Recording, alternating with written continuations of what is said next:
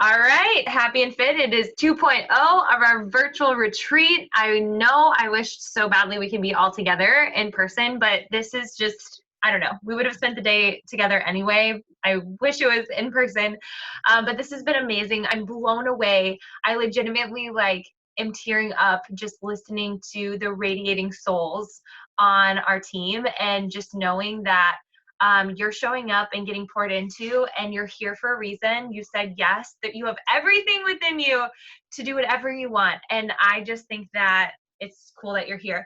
Lauren, go ahead and get us kicked off. Lauren has been with me the longest. The longest. So it's really special that you're here, friend. Hello. All right. It's so hard to follow all these conversations, all these presentations, because everybody's just killing it. I'm like, okay, all right, we'll get through this. Everybody's doing awesome. I hope I hold up to the standard. Anyways, I am Lauren. I've been a coach for 5.5 years. Like Julianne said, I was one of the first people who joined her. She wasn't even my coach to start, but what I love about that story, first of all, is that Julianne just took me under her wing and kind of set the standard that you just help people in your downline no matter what. So, which kind of goes along with my topic of going emerald again, but I'll get into that. A little bit about me. I live in Northern Iowa and I'm married to my high school sweetheart, Caleb. We struggled with infertility, had twins at 23 weeks. Blake, who is in heaven, and Kenzie, she is seriously the fiercest little girl ever. But I had been coaching for a few years at that point, and I hustled like no other, like nobody's business, and worked while we were in the NICU so that I could stay home with Kenzie. So now I'm a full-time coach. I still work in pockets of time because momming is hard. Time is very valuable, and it's really hard to come across time.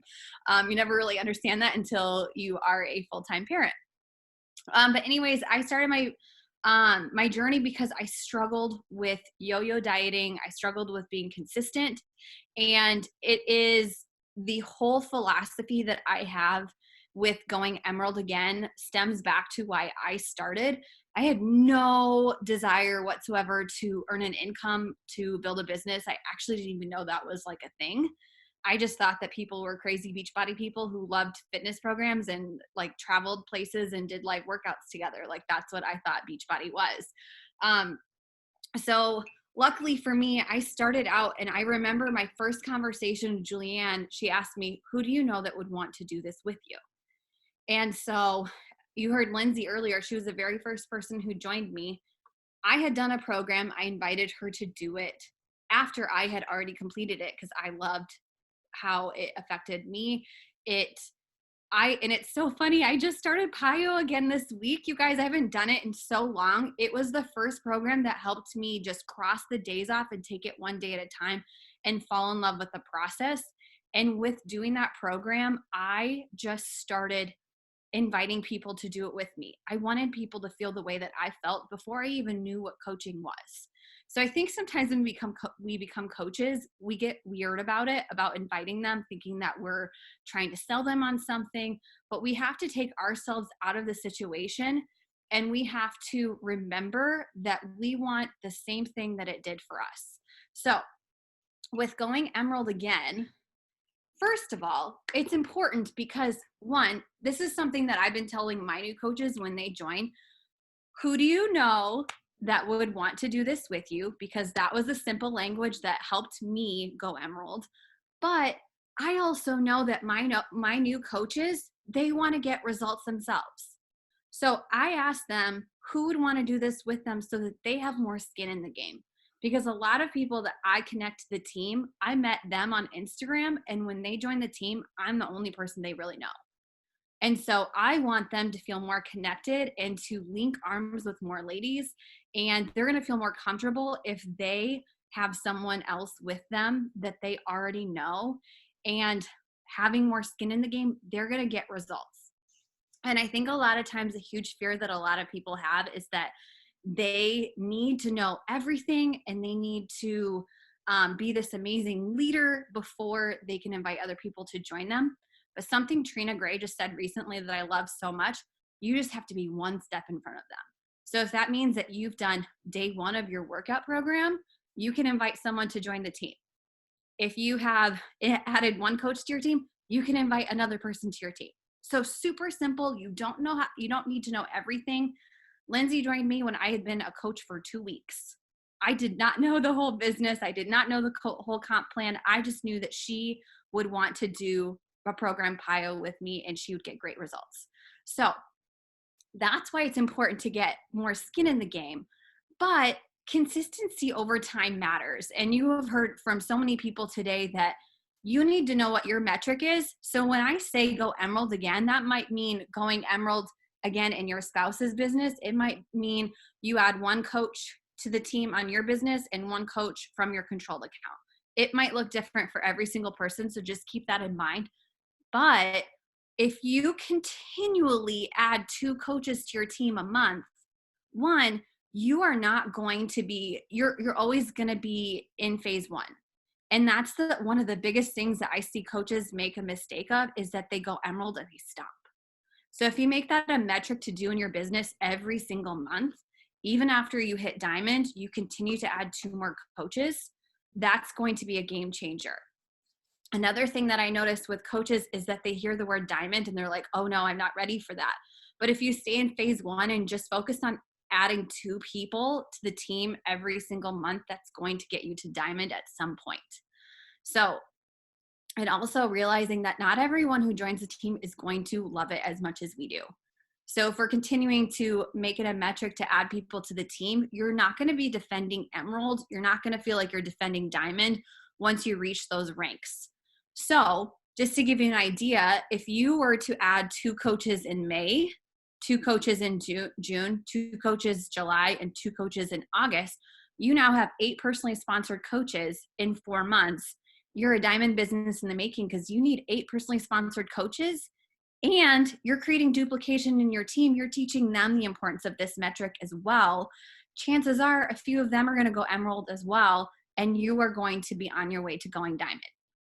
And that's a thing, like a lot of times people try and sprint to diamond, not really understanding what the importance is. The importance is just that you are spreading impact and you're continuing to make a difference.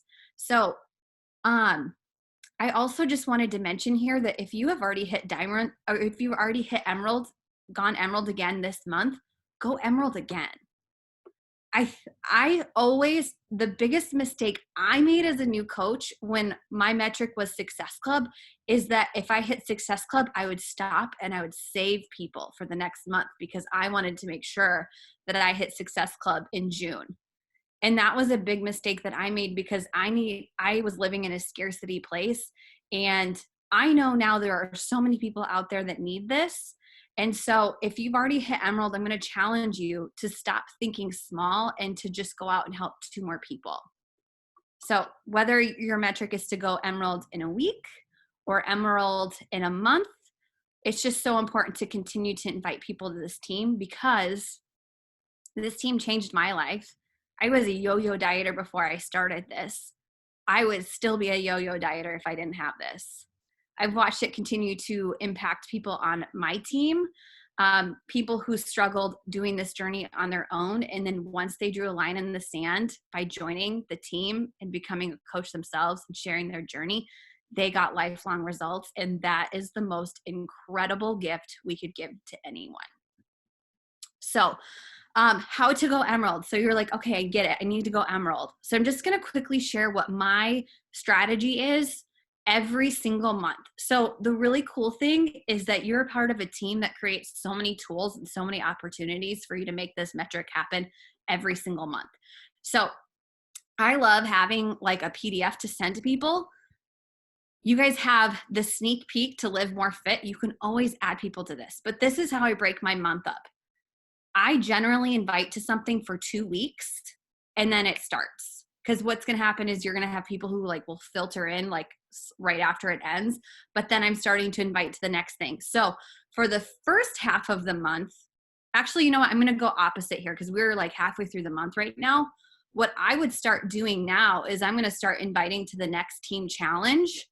And I can even send out the same video that Julianne made last month about the in this together, because it's the same exact thing every single month. So the next 2 weeks I'm inviting to that. I know what my data is. I'm talking about it, sending people the video. It is so much easier to invite to the team when you have a resource. It's so much easier to put yourself out there and invite to anything when you have something to send them. So I would definitely utilize that resource. The second thing is, once that challenge starts, I'm inviting to being a mentor. I'm mentoring people on this journey. I'm mentoring people to growing an income. And not every single person who reaches out to me at that point is going to want to be mentored to grow this business. But I want to challenge all of you to start speaking about your business in that way and to take on that leadership role. Like I said, you might be on day 1 of your workout program. That's longer than somebody else who hasn't started. So, and you have plenty of people on this team who will help you through that process. So my biggest piece of advice, I guess I have a lot of advice here, but have a plan, always invite to something, and the team is the best place to be. I do not invite to challenge groups anymore because they dabble. I know that the people on the team are going to do a program and they're going to finish it, because our job is to show people what is possible and how to get through life situations and how to make this lifestyle work no matter what's going on in your life. And people need to be part of this. So that's what I have for you today. So good. And I think too, like, I just think about all the life that's happened in the last 5.5 years for you, for me, and what has been the most constant in that. We've had challenge groups start and end, people who were in for a little bit that are no longer here, but the people who have really like had my back or were my constant support or reminder of why this lifestyle matters has been the team. And so Lauren uses these challenges. So you have to understand is that she's inviting to this idea.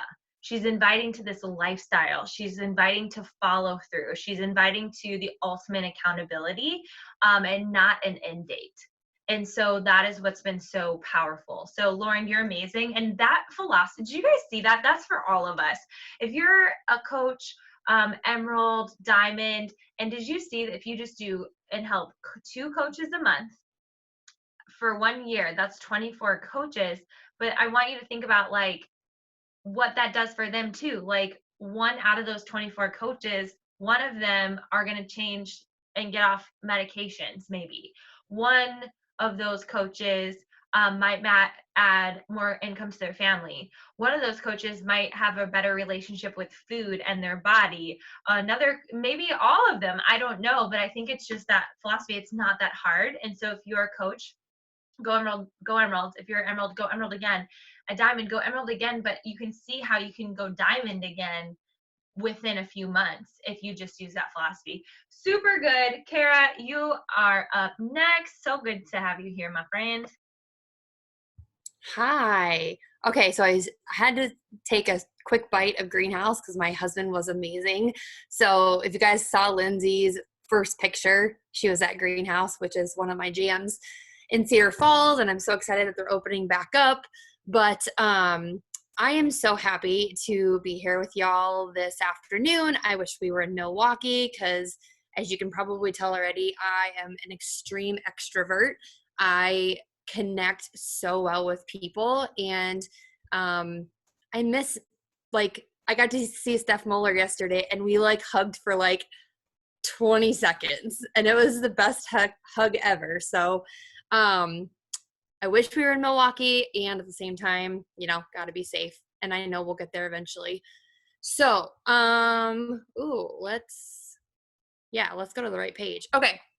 So for those of you that don't know me, my name is Kara Hint. I've been a coach since November 2015. A little bit about me. I am a wife to be, also Brian. We've been together for almost 15 years. I met him and my upline, Kim Meyer, at the same time. We were playing volleyball at church, and that was right after I retired being a collegiate volleyball player. I have 2 little boys, 5 and 2, so you can imagine how crazy our house is right now with them being home for going on week 8. I'm an essential manager. So today I want to talk to you about how to build a successful and thriving business while working full time. And it's never been a crazier time when I'm trying to figure things out as an essential manager at a credit union, and then also business is thriving, right? My leaders are thriving, our teams are thriving, we've got families and marriages, and finances thriving. So a little bit of a different pendulum swing, if you will, kind of going from my 8 to 5 job, and then how I'm going to show you my schedule in the morning, at night. Like, there's definitely a swing in like emotions and moods and things like that throughout, my daily life. I am a foodie. I have come to this realization that not only do I love food, but I love trying new recipes. And I think that's a huge strength of mine, is helping people out with their nutrition by like learning to love being in the kitchen. My journey to coaching, I mean, I feel like a lot of people start like this, but because I was active as a volleyball player, I ran half marathons as soon as I got married. I always have a next goal that I'm looking at. So very goal oriented. I did not have a goal when I was pregnant with Carter. We bought a house. We moved in a month before I had him. So my self-care really went off the wayside. I was 5 months postpartum when Kim had reached out to me multiple times. I had seen her transformation. I had seen Lindsay's transformation. And so I was not a Success Club point, y'all. Like, I was 21 Day Fix, DVDs. Remember those? And then I didn't add Shakeology until about, I started in July 2015, and I added Shakeology in the team in November. And I wasn't a Success Club point, and I was also the person that I'm like, I'm going to take advantage of this bottom of the bag guarantee, and I am going to see, like, I'm going to put this to the test, right? And in my head, I still have that limiting belief of, it's just a shake. I've tried all the shakes. They don't work. They leave me more hungry. So I'm going to, get my money back. But I wanted the discount at the beginning, right?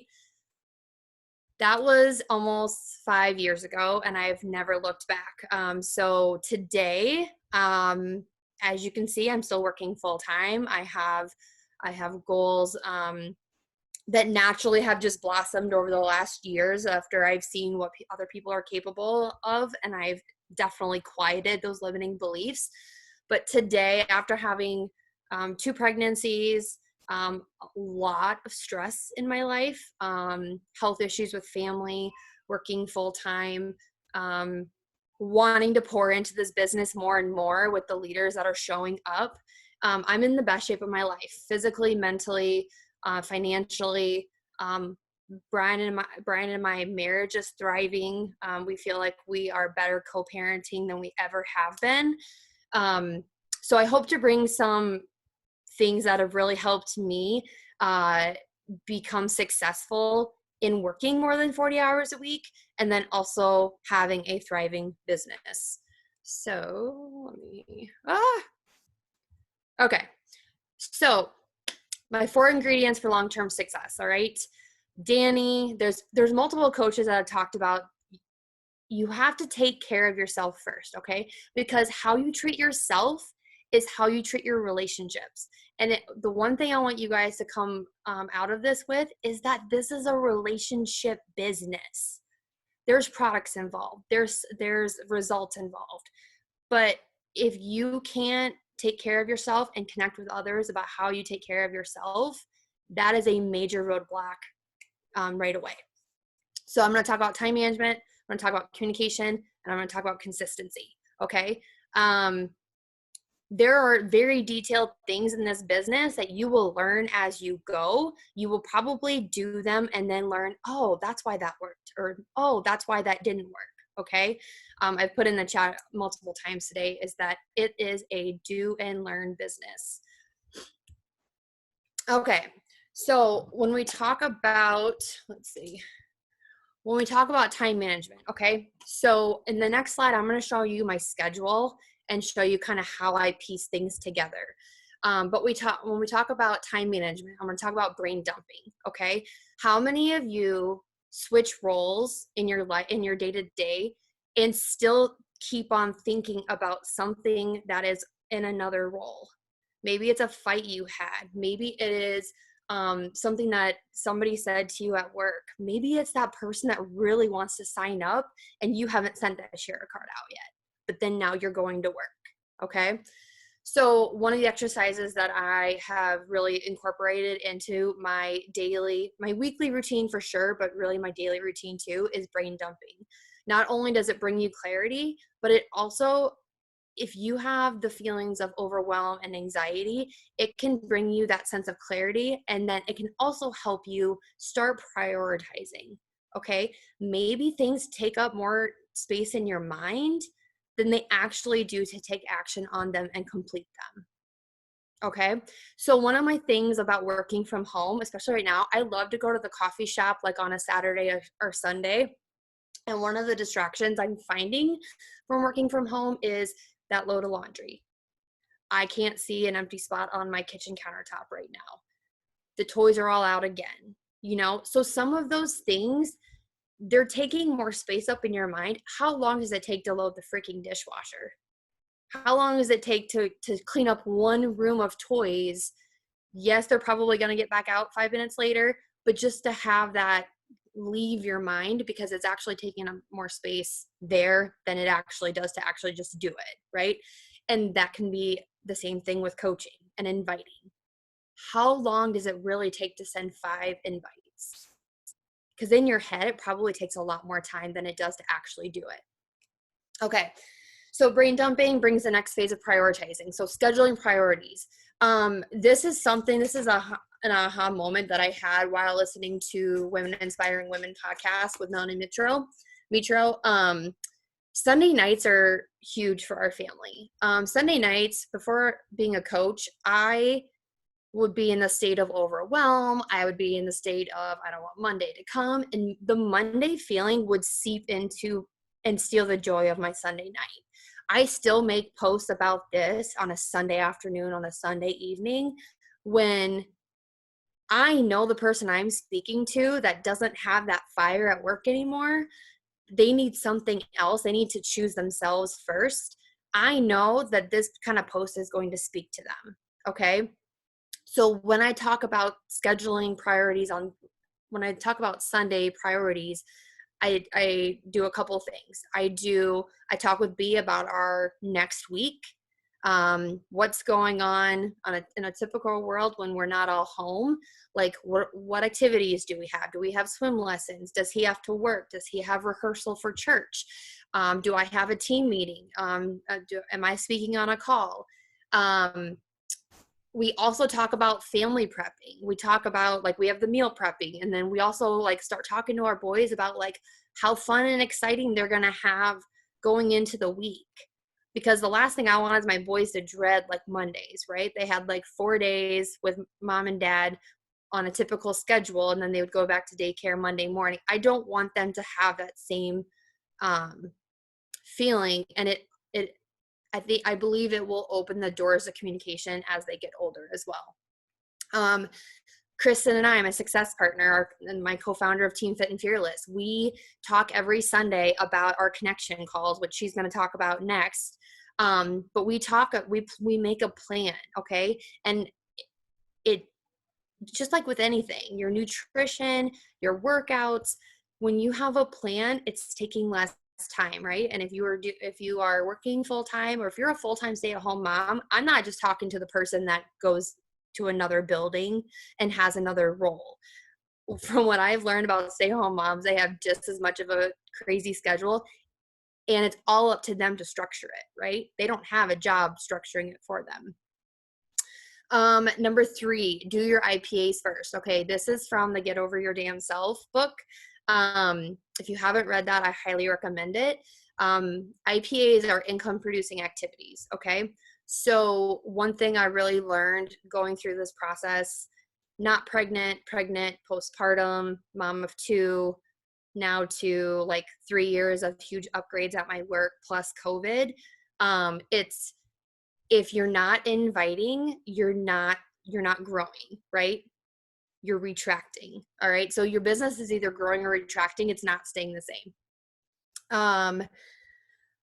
The next one I have is focus over time. So I mentioned this a couple of different times in the chat, is that it's taken me a while to come to this because I really didn't want it to be true. But somebody working on this business intently for an hour a day can be more successful than somebody working on it for 2.5 hours, 3 hours a day. Because it's all about your focus. It's not about the time you put into it. It's all about your focus. So how you can help your focus, right? If you need a break from being at your house, go make a list and go brain dump at the park, assuming there's no restrictions. Go to the coffee shop, get in your car and drive somewhere. Just get out of your environment to kind of create that new space and allow yourself to take it. Limit your notifications. Jules talks about this all the time, is that you cannot be a chronic coach and still find joy in it. At some point you will burn out, because at some point life will throw you something and I have had people blame coaching, and it's like, it's not coaching's fault. Okay. It's how you're handling it, and it's how you are being a CEO of your time and your schedule. Be present in your current role. So, something I do is when I go to work, I use that drive time for podcasts. Okay. You'll see that in my schedule. When I open that door to my branch and I cross that threshold, I am not care of the coach. I'm care of the branch manager, care of the coach there to my team.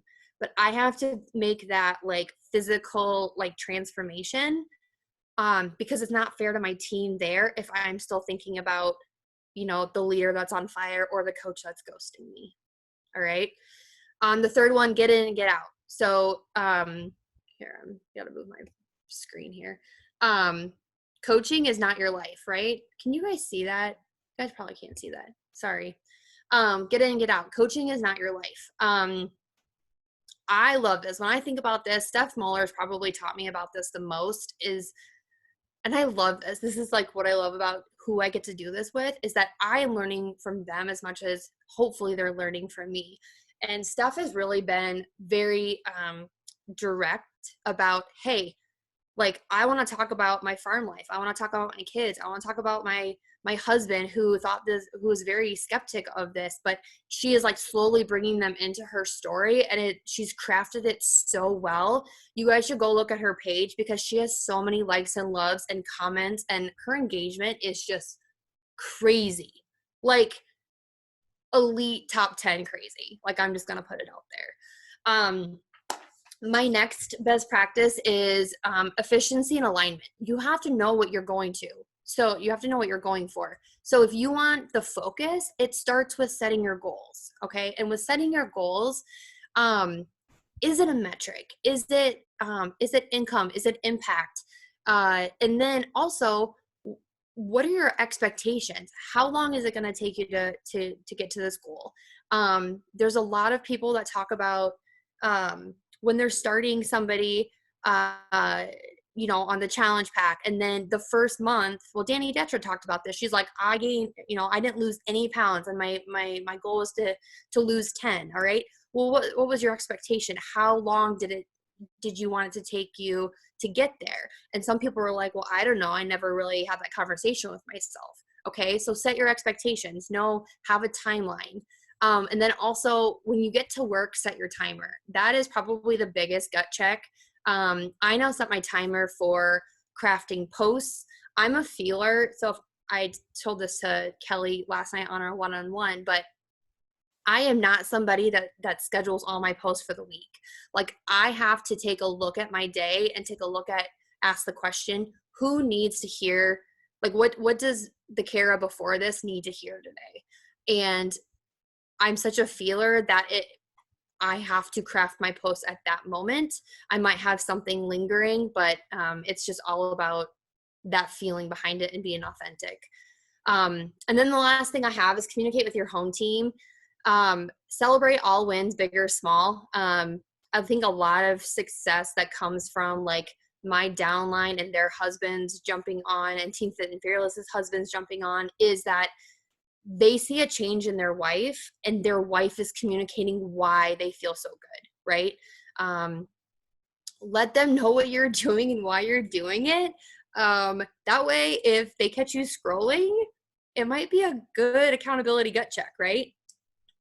And then the story I have with this one is that one of the summits I went to, Shalene Johnson came on stage, and she's like, you want to know how to get your spouse on, like on your side with this business? She's like, have more sex. That's it.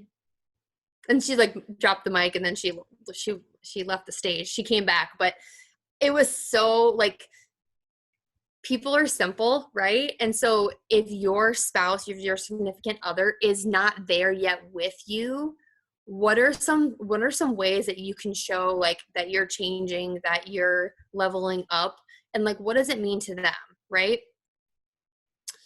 And then finally, I just had to put this picture because this picture just makes me laugh. This was pre-quarantine, but longer work. Hashtag mom of boys. But I just want to talk about this real quick, is how I achieve consistent impact to income. So this is not an everyday thing, especially the last part. Like I unplug more for like husband time, and other things that I enjoy. But you'll notice that like 5 a.m., like I wake up, I do my devotional, I do my gratitude. 5:30, we have our Team Fit and Fearless connection call open for all coaches. We talk about mindset, growth, development. We have a Business Tip Tuesday call. 6 a.m., I'm doing follow-ups, inviting team page. Or on days where it's like, it's really hard, Kristen and I will brainstorm. Like we'll go into our creative mode. And that's been really fun, because then at the end of the day, when I do more follow-ups, inviting, I have that much more of a clearer vision of where we're going. 6:30, I work out, 7 to 8, get ready, get kids ready, leave the house. And then a big chunk of my time is in my role as a branch manager.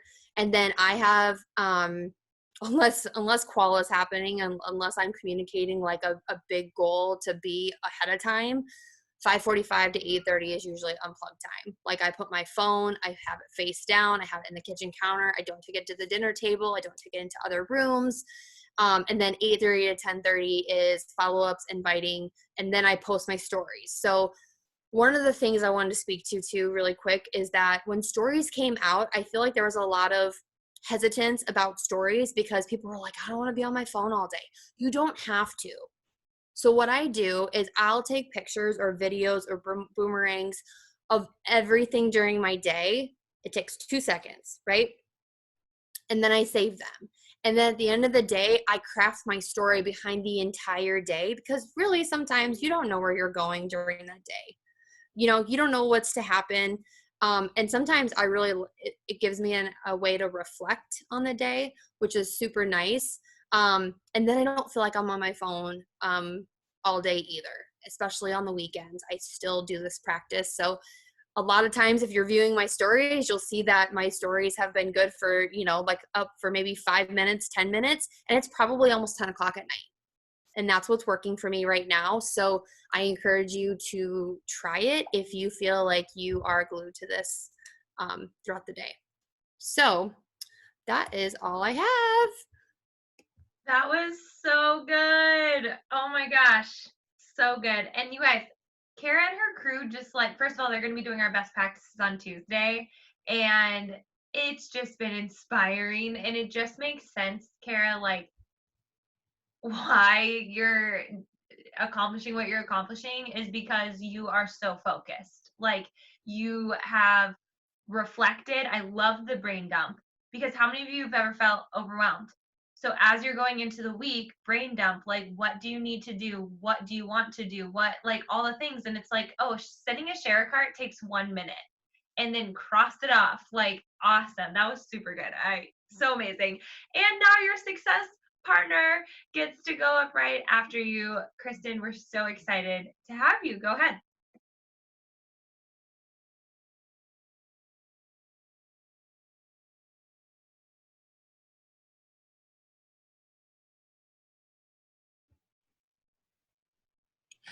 Sorry, it like froze for a second.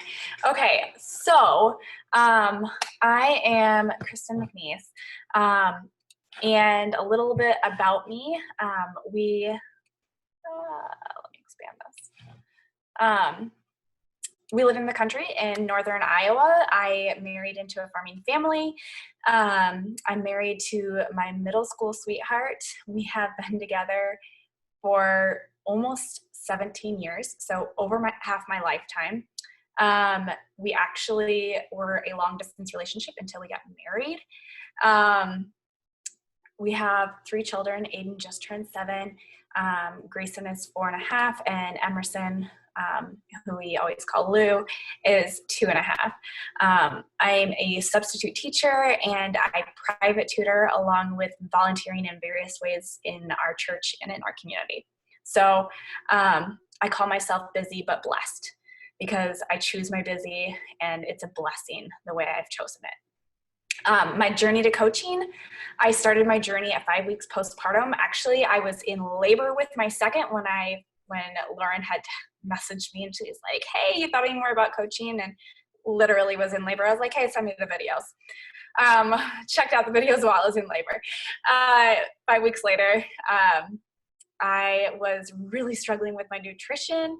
I was eating a cupcake every 2 hours while I was breastfeeding, and I knew that I needed to get my nutrition on track to prevent some family history. We have type 2 diabetes on both sides of my family.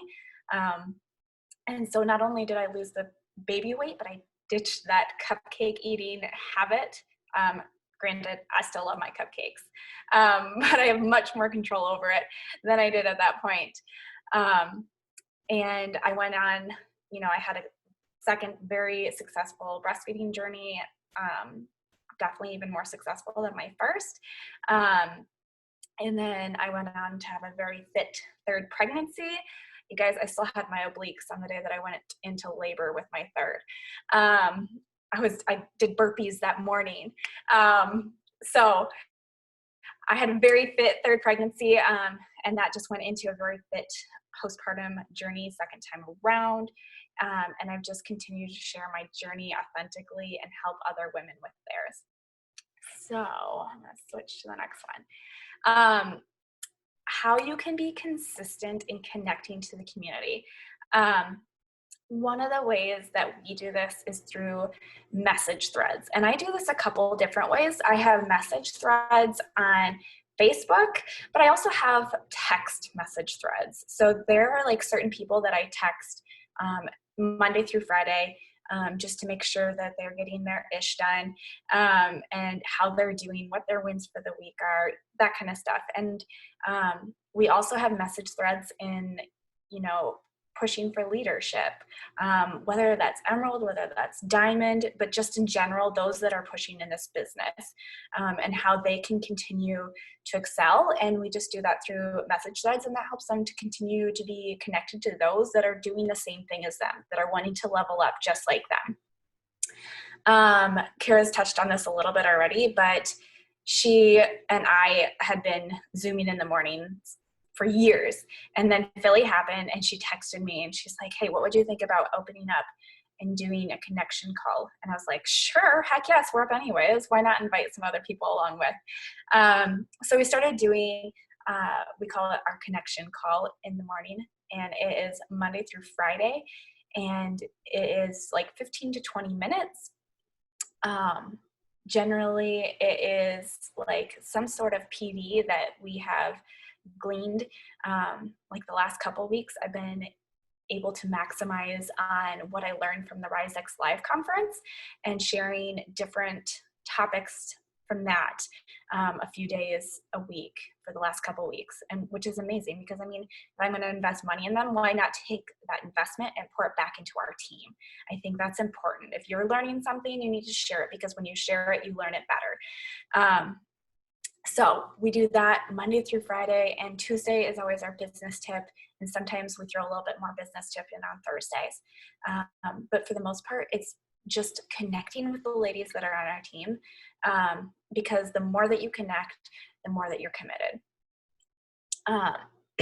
And then on Saturday and Sunday, we have our meetups that we do just a virtual workout at 8:30 a.m.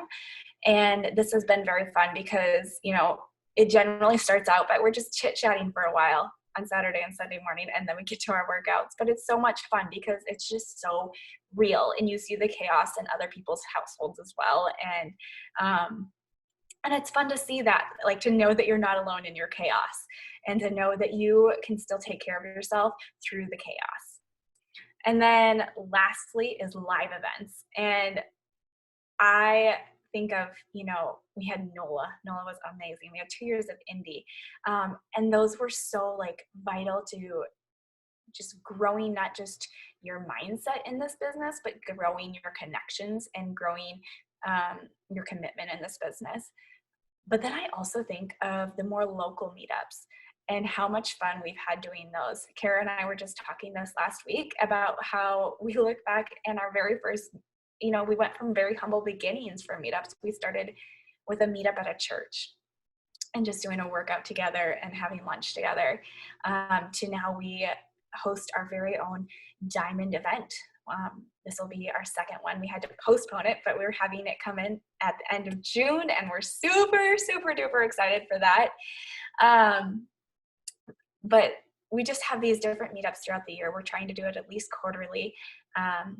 And just that way you continue to see those people that you are surrounded with, not just through a screen, but face to face as well.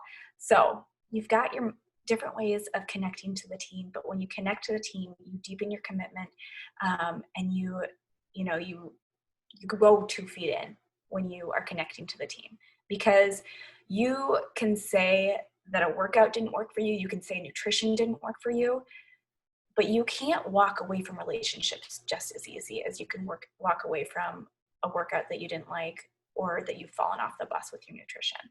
When you invest in those relationships, that's where it gets real. And that's why it's so important to continue to stay connected to the team. So true, so good, so powerful. Fun fact, I started Happy&Fit doing live events, doing live workouts in my classroom. I threw it out on Facebook and I said, I'm going to work out anyway. Who would want to come? We put in the DVDs on my little projector screen, and Kim Meyer, really love your sweatshirts. I love the color of the gold. Yes, it looks super good. Anyway, and I started it that way, and we built a huge local community where we did meetups and we did all the stuff. Moving to California, it changed. There weren't a lot of local coaches here, and now it's starting to build even more, and then after quarantine. But how can you connect to the team? So maybe you're leading a team, sweet. If you're not yet, how can you do some gut checks on connecting to the community? Because the more you show your face, the more your coaches will too. And so that's just kind of what I decided was, like, when I didn't have Happy&Fit yet, I just showed up as much as I could in the team page I was a part of that wasn't Happy&Fit until I was ready to lead my own. So I posted leadership stuff in there. They didn't have live, but maybe posting a video or posted a Zoom. I just did things that were uncomfortable and not natural, just to get used to. I welcomed every new coach. I friend requested other coaches I was building relationships with. If I saw someone crushing it, instead of thinking I couldn't, I thought they can tell me how. Or if I send them a message, I want to be wherever that person is going, so I need to be friends with them. That was just kind of always my philosophy of, like, how do I get a seat at the table? Instead of comparing in a negative way, I was like, got it. Like, if they hit diamond, I'm going to message them and congratulate them and be like, that's my goal. Are there any tips that you have for me? I just wanted to place myself around people who were where I wanted to be. So that was really good, Kristen, of just showing, like, how powerful the community is, of, like, it is so powerful, but you've got to learn how to connect in that way. All right, Emily, you are next. I'm going to share my screen for you and let's get started.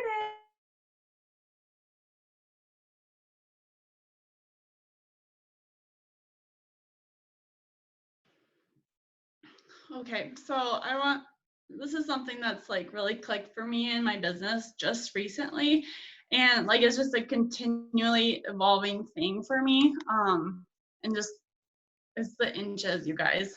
So doing conversations better. I am super introverted, obviously. I don't do small talk, and like conversations are so hard. So it's something I really had to grow into and like struggled to get to where I am today. But I'm a wife, a mom of 2. I work full-time as an x-ray tech. We take call during the week and 1 night a week and then 1 weekend a month. So like I don't have a ton of extra time. Thankfully, we do have more downtime at work than we probably should. And that's where I get the tiny little things done in my business. Like I can add people real quick. Like the things that don't take a lot of thought or effort, like I can do those things there. So like I'm an Enneagram 5, obviously introverted, and unlocking, like learning about my personality has really helped me grow. Like you guys don't understand. So coaching and I, basically I went to very uncomfortable, not just with my fitness side, like I refused to buy smaller clothes, which made me cry in the mirror every day. Like that's why I started. And then gradually just became more self-confident, and like it's just really reflected through coaching, my story, everything. I remember like Erica did like a let's get started right call, and she's like, maybe Juliana pop on, I don't know. And like I wanted to shit my pants. But basically she went through the whole thing and was asking me like, what are your goals? Like, what are the things? And I don't like being put on the spot like that. So basically I just like played her off. I said, I'll have to think about it. Like, I'll get back to you. And she's like, do you think you can like, back then it was like post 3 to 5 times a day, like all like the old things. And she's like, do you think you could do this? I'm like, sure. We hung up off that call, and I legit thought to myself, I'm not doing any of that. It's not happening.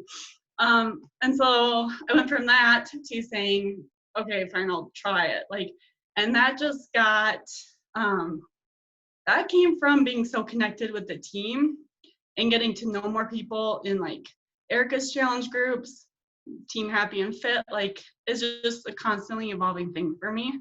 And then last year I decided I'm gonna do this, like for real. So that's kind of the progression of that. You can go to the next one. So I don't know if you can really see like the conversations. I'm probably gonna look for my phone to get it a little bigger there.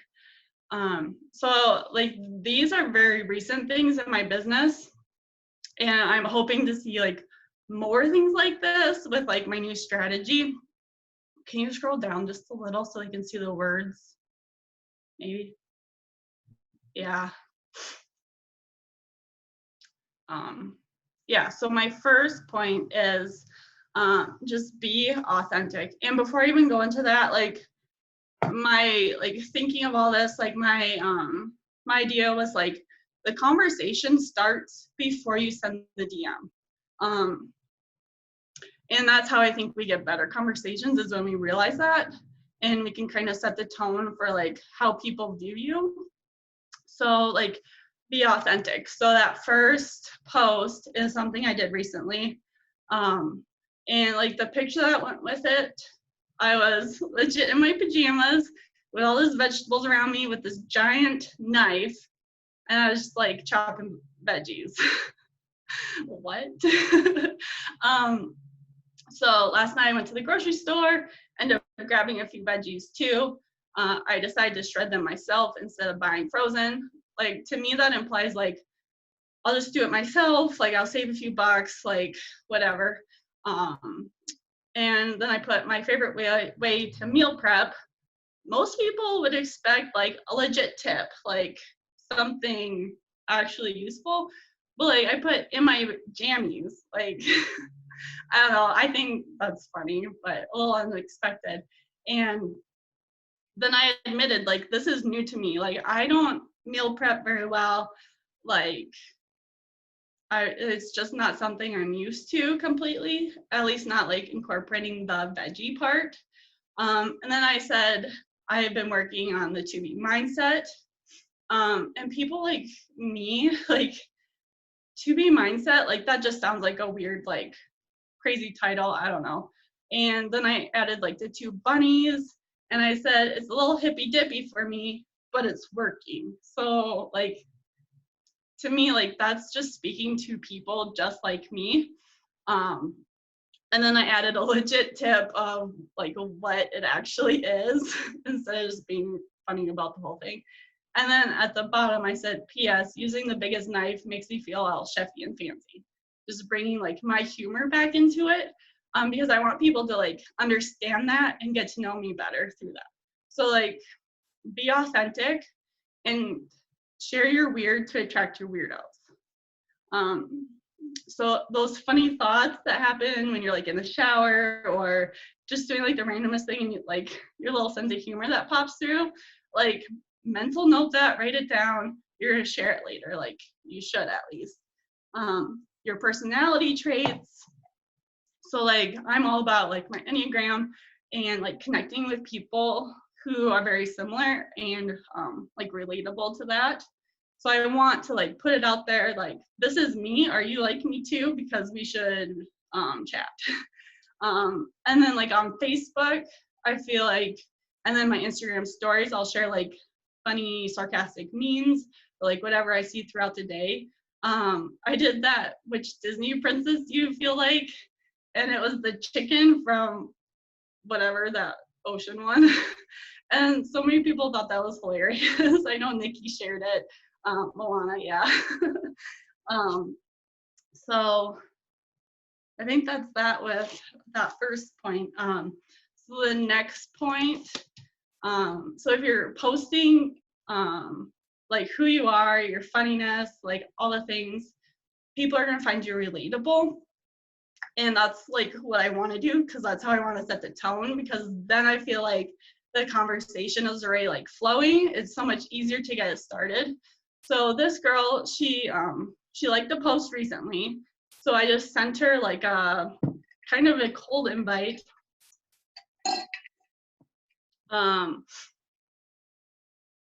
Just like part of this community, we focus on health and wellness. I probably stole this from somebody who posted it in the team page. I don't know where I got it. Can I share more info with you? And she admitted she can't do it right now because finances are tight, but she said it'd be awesome to get to know each other and we could become good friends, because she totally gets like my posts and stuff, and she feels the same way. So like I acknowledge that. We just kind of built the relationship. I invited her to like my free group so I could like have a place for her and she could get to see what I do and how I do it. She said, I got in, totally relatable. I love my pajamas, hoodies, rarely wear makeup. I'm an introvert and so much like you. So about this point, I've started doing this lately. I declare the friendship. I said, besties, like with the laughy faces. With other people like this, I've said, so we can be besties. Like, I just put it out there because like that's just my personality. I like things to be black and white. So if I know like, hey, we're friends now, like that's how I'm going to treat you. And it's not going to be like weird, like maybe we're friends. I don't know what to do with you. So we're friends now. I acknowledge that she's relatable to me too. And then I just keep building that conversation. So that's like being relatable, making those friends, and actually like putting a title on it, like, hey, we're friends. Okay. So with your friends, you can't just send them a cold invite message, basically, or a generic invite or anything like that, because it doesn't feel authentic. And like they're gonna know like you just copied and pasted this because it doesn't have anything to do with your previous conversation and it doesn't flow right and it's just awkward, at least for me it is. So this girl, the third picture, we're just having a conversation. Like it's been multiple days. I'm just like following up again with like, how are you? We're talking about work. I'm asking questions. I like say, everything's so crazy right now. And she goes, I know, I'm ready for things to get back to normal. And so like, this is a perfect opportunity. I said, and to join my fitness team, like joking, not joking, whatever. And then I went back on with the conversation. I've invited her in the past. She's always said like, now's not the right time. This was the right time. So if I hadn't just snuck that in there, I don't know when I would have invited her again. I don't think she would have just come out and said like, hey, I'm ready to start this like today. Like, I'm not sure she's the type that would just like do that. So I'm glad I like snuck that in there because she was ready this time. She just signed up yesterday. And then she made my husband Emerald again. So that's super exciting. So yeah, just like find those opportunities like in the daily conversations, just like throw it in there. You never know what'll happen. Okay. And then the last kind of point is I wanted to share like how I've been showing how I'm going for goals.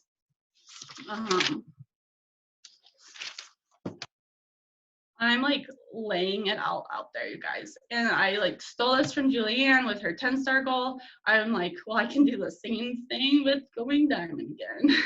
And so you see, like I have the actual days on there to track my progress. It's a timeline. I actually wrote out an updated one. I'm gonna post it soon because I got a new coach and all the things. And on the new one, I actually took steps backwards on it.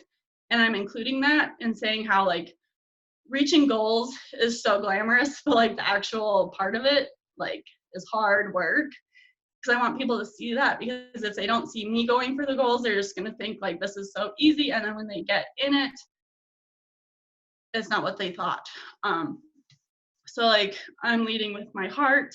I'm like saying like, in some of them I've said like, you guys might think I'm just in it for like the money or the team or whatever, but like I'm actually in it with my heart, and these are friends.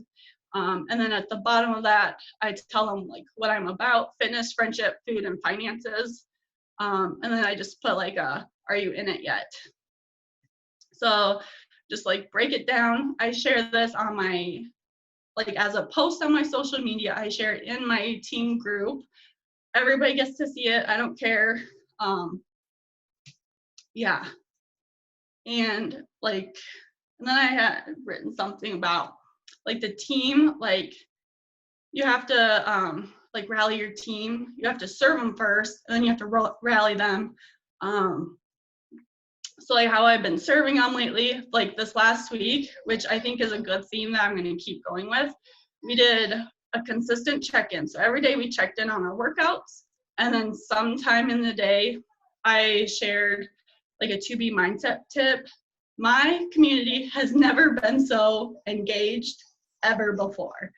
I don't know if it's just the new blood we got in it, which always helps.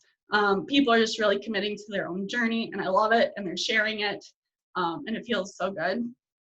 And then when I first was going like for diamond again, I actually made a post about like saying everyone has a part on this team. You can help me if you want. And I actually called out people's names who were in like key parts of the downline. And I said, if you went active, this would help. If you went active, this would help. One girl, I said, if you went emerald, this would help. Just I laid it out very plain as day on what they could do to help get the team to diamond. And that's another thing. I never say like, I'm going to diamond. I say, we're a diamond team. We're going back there. Like, it's us, it's we. Like, it's never about me or what I can do.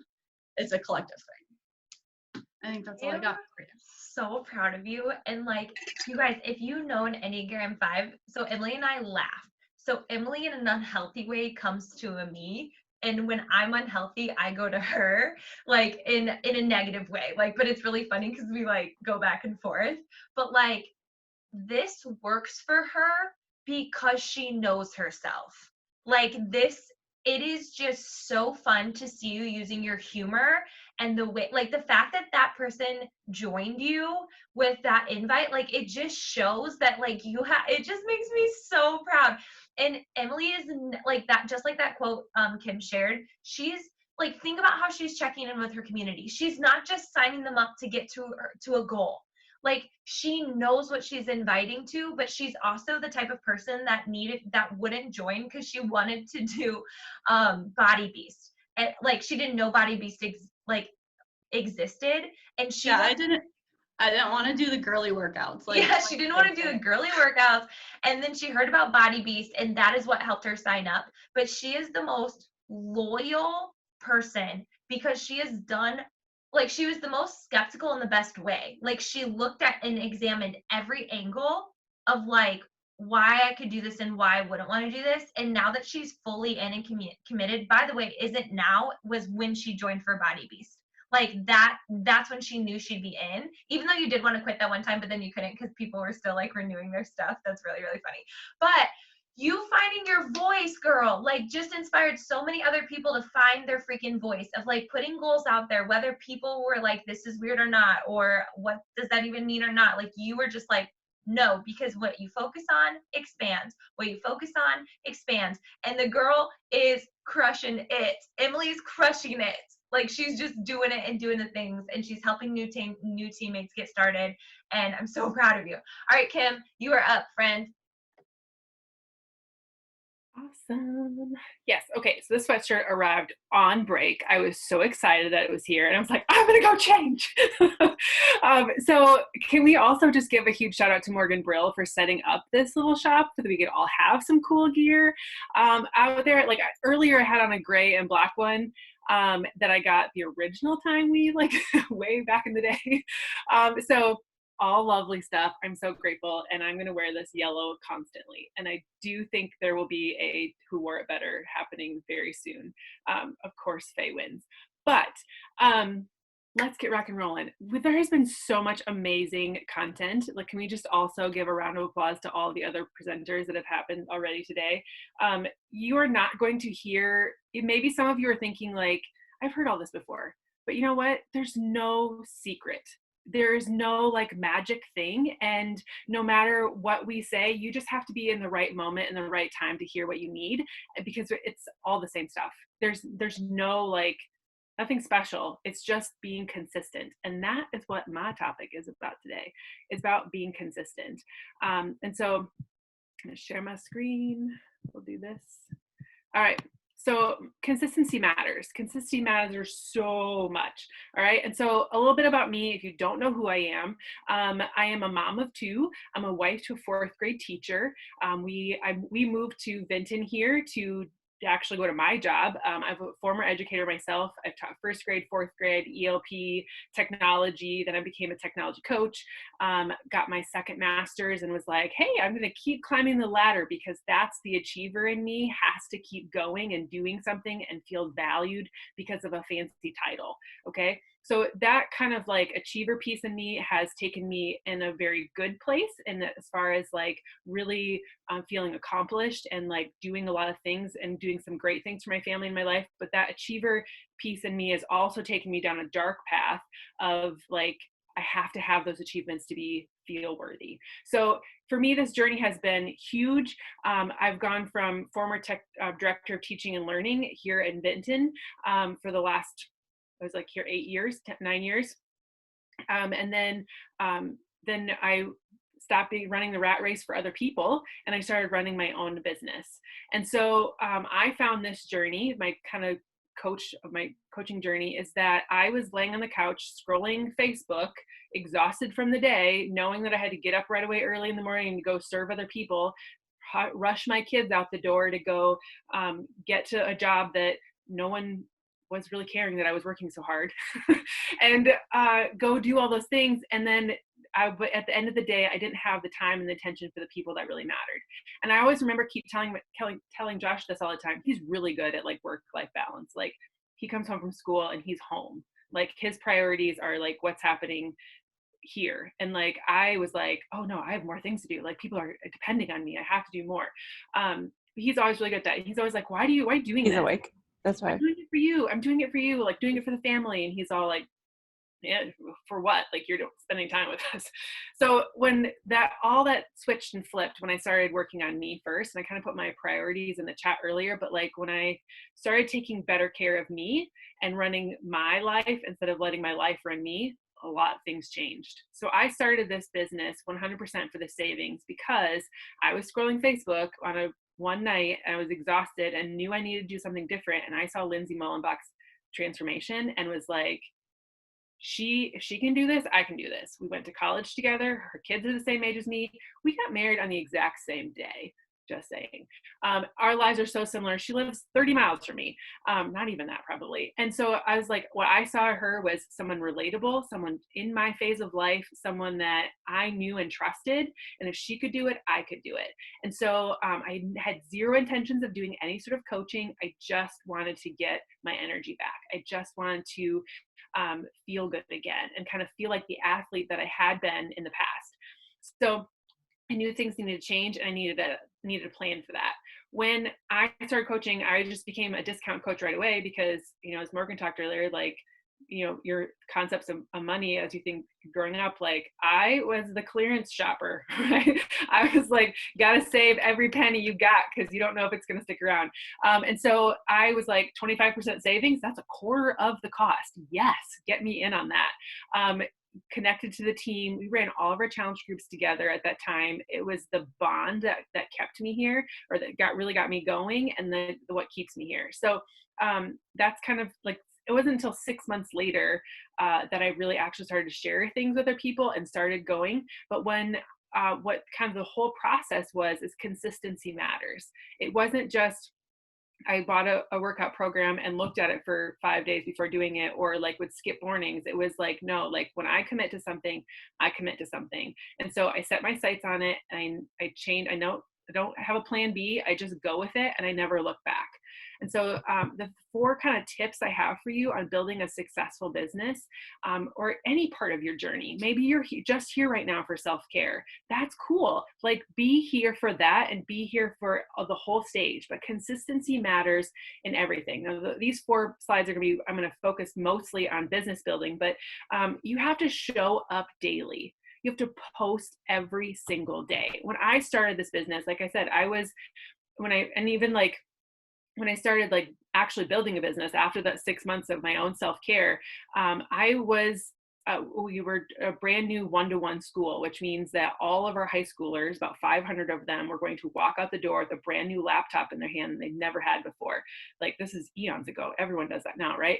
But like I was in charge of that. I was also in charge of all the personal development that was happening in our teachers at the beginning of the school year. It was August when I decided to go all in. Okay, crazy time. I also have a history of like going all in at what would seem like stupid times to do things. But like when we go in, we go in. So like, if life's not bananas, why do it? So you just do it. So posting daily is a non-negotiable. I'll show you in a little bit like what that kind of looks like for me. But it's all of you, not just your health, not just your fitness, not just your nutrition, but show all of you. When I first started, it was literally just showing up every single day with my workout. That helped me stay accountable. It helped me make sure I was showing up. And when I knew other people were expecting me to show up, then I was more accountable to myself. Same thing that happens in my challenge groups, or same thing that happens in my team page. When I show up, people are expecting me to, so that held me more accountable. Then, when you're showing your entire coach life, people are always sometimes like, well, what does that mean? Isn't that fitness, nutrition, and support? Yeah, but like you are a coach, you have a life, show all of it, right? We're not just about workouts. We're not just about shakes. We're not just about salads. Like we're about everything in life and all of you and everything that everyone's been talking about already, like being authentic, all the stuff, right? That's you. Be authentic, show all of it. And then create a plan and stick to it. You've heard really amazing pieces from tips and strategies from all kinds of great coaches today. I'm not going to beat this one, but like create a plan and stick to it. For me in the very beginning, when I didn't have a lot of time outside of what was happening in my world. Like I knew I needed to post every single day. So I figured out a way to do it. So there would be times where I would take a whole bunch of pictures of my workouts, and especially like in like the old OG days when they were actual DVDs and you repeated the program over and over, like, or the repeated the workout over and over. Now they're all real time. But like, then it was like, oh, I'm going to do Dirty 30 3 times in this program. I'm going to take a bunch of pictures of me doing these moves and then reuse them over and over, right? So that was helpful. Sometimes there's some times where like, here, I'll just show you. In what life looked like then, I also had a wellness page, and we also had a lot of quotes on our words on our photos. I would not do this today. Okay, people, don't do this now. But back then when I was posting, this is like, we're gonna get to a workout. But back then when I was talking about things, I was putting a lot of text on, but I was also sharing pieces of my journey along with it. So the posts are, I would still use the post. I would not use these graphics. And I would, the whole process here is like, you just get better as time goes on, and you see what works and what doesn't work. I would never post this now. Okay. Don't do that. But you talk about like sharing transformations. I was showing up is the point. Okay. Don't do as I do on the screen, but just know that you need to show up every single day. Right. And then I got into a phase of like, oh, I need to show up more. And so I would schedule in a whole bunch of stuff. So I went and found these graphics. Like, I'm a resource person, right? Like, you don't have to recreate the wheel. Go find things, be resourceful. So I found all these tip of the day things on the blog, and I was like, oh, I'm going to schedule these all out there, putting out content, right? I wouldn't do that now, but it's just a matter of what's your personal piece. I did a lot of quotes. I did a lot of that stuff. And then it was just a matter of continuing to show up my journey. All right. So I would have a picture that I would take of me working out, and I would I would make a whole bunch of them in Canva. That's where I made 90% of these. And I would just have them as backstock. So here's me doing squats. And so like, I would put a quote on it, and I'd have a whole bunch of them all lined up in Canva for me just to schedule out as needed. Cause I had to take the time I had and to do it that way. All right. So show up daily, make a plan, stick to it, do what you got to do to get it done. Kind of leads into the next one, non-negotiables. I have a non-negotiable mindset, a never say die mindset. It doesn't matter if it is 9:30 at night on the 31st of the month. It's not how my world works now, but it did for a long time. But like, it would be 9:30 at night on a 30th or 31st of the month, and I'd be like, I'm not successful yet, but dang it, I'm going to be. And so sometimes it's meaning sending 100 invites in a sitting. Sometimes it means doing, calling in favors from friends. Maybe sometimes it means really just putting it out there, but making sure that I'm not going to give up on this goal until the final bell happens. And, I kind of take this back to like my athlete mindset, in the sense of like, I ran 400s. I don't know how many of you ran track or like ever ran the 400 meter dash, but like I always thought like in high school that it was start hard in the first 100 meters, kind of settle in the second 100 meters, and then you kick it into gear and sprint, and then the final 100 meters is like the full sprint. Oh no, I got to college, like that's how I ran my entire high school career, did fairly well, went to state all 4 years, but when I got to college, they all sprint the whole darn thing. There's no coasting. And so it was like, okay, like you just got to figure it out and you do it, right? So like, you never say die mindset is like, I'm not quitting until I cross that finish line. And that finish line is the 31st at 10:30 or 11 o'clock, whatever time zone you're in. But it just, you just don't quit, and you keep going. And the really cool thing about this journey and this business is that there is no finish line. Like, there might be a finish line or a deadline that is for a certain metric that you're having for yourself, but there is no finish line on health. Like, the finish line is when they close the casket and give your piece about you're going to heaven, right? Like, that's the finish line. We are going to work as much as possible while we have the time here to be the best version of you. And every moment that you have here on this earth is an opportunity for you to do that.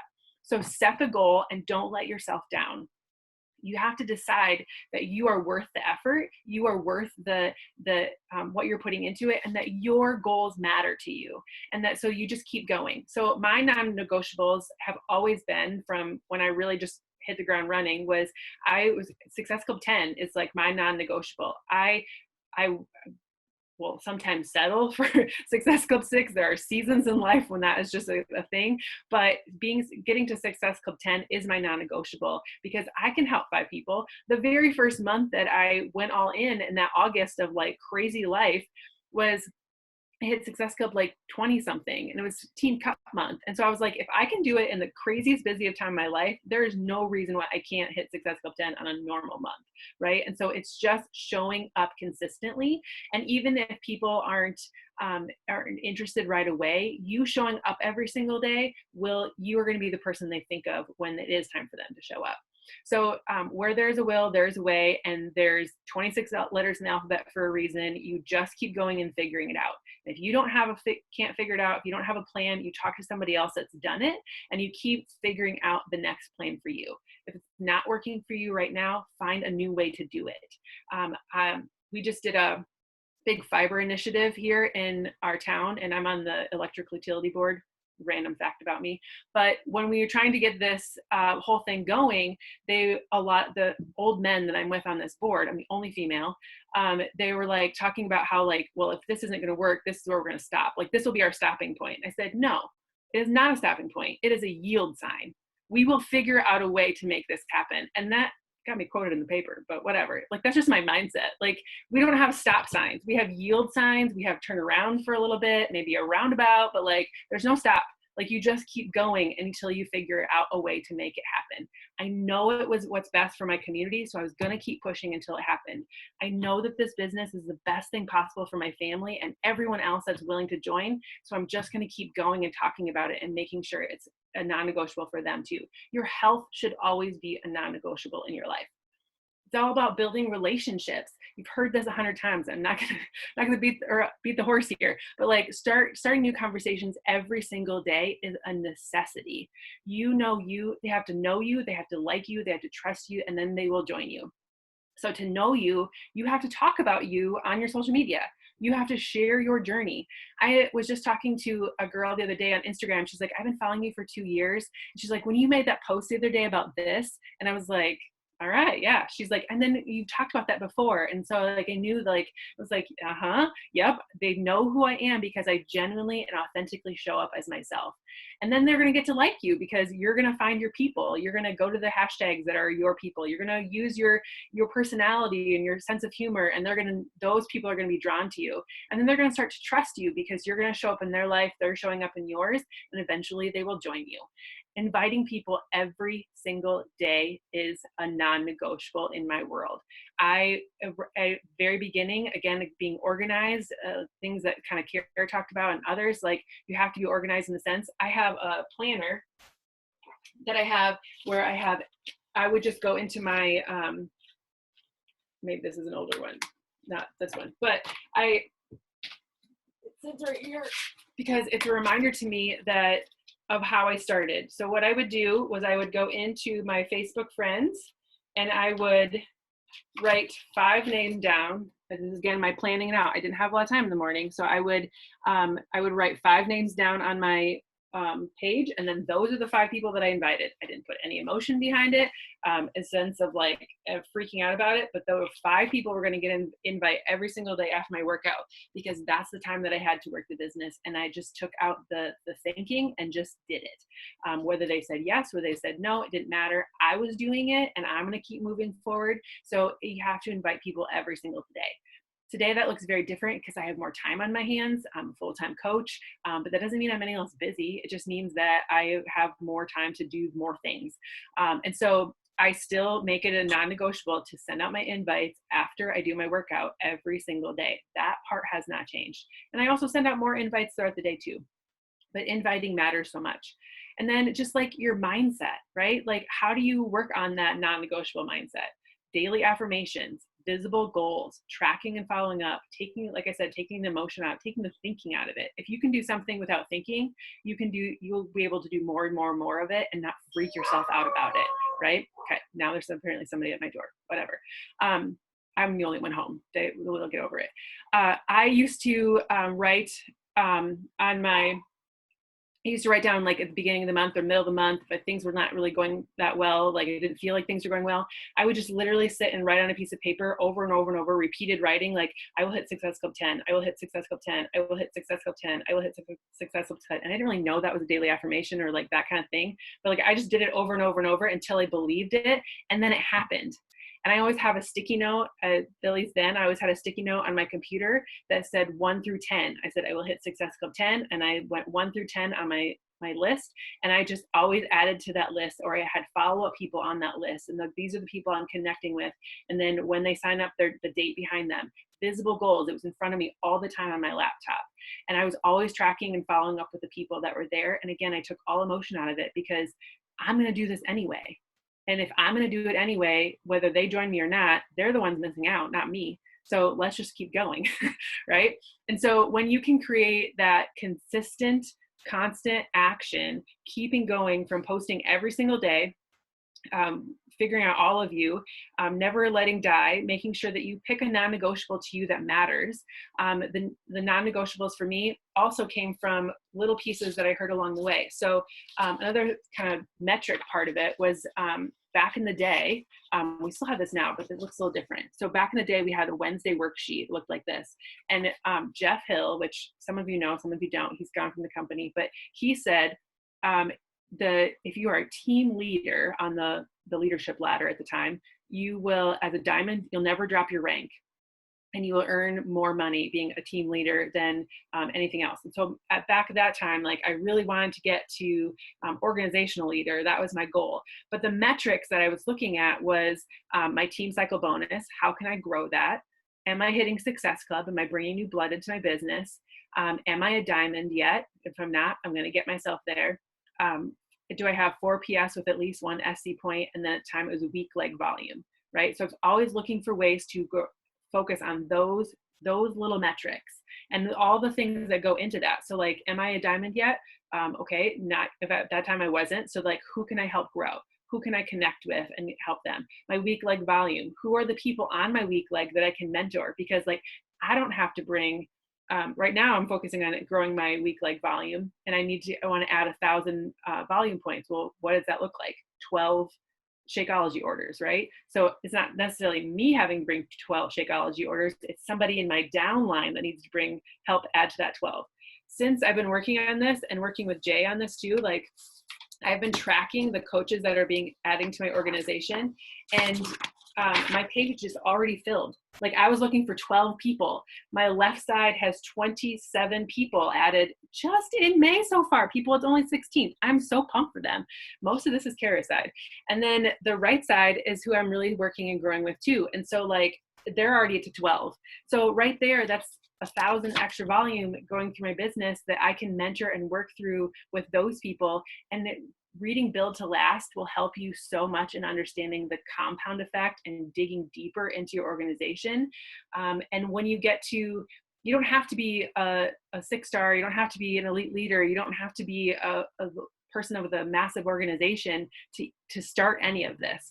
I was just telling a coach last night, she's like, when I get to diamond, I'm going to start doing XYZ. And I was like, why do you have to be diamond? Like start now, like hire yourself. Like you can help your baby coaches with their conversations. You don't have to be a diamond leader for that. Like start now, help them out now.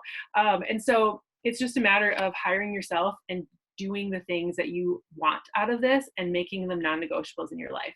Take divorce off the table. There is no plan B. You just get it done. And that's what I got. So Any questions? Good. So good. I think like your story is so inspiring because you didn't want anything other than your journey. And because you worked really hard on yourself, you wanted to give that to others.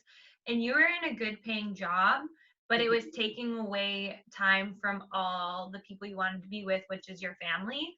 And I love that you just gave yourself the permission to do it. You guys, this girl built her business insanely busy with things she didn't want to be busy with, but she still did it. And then she gave herself the option and the choice.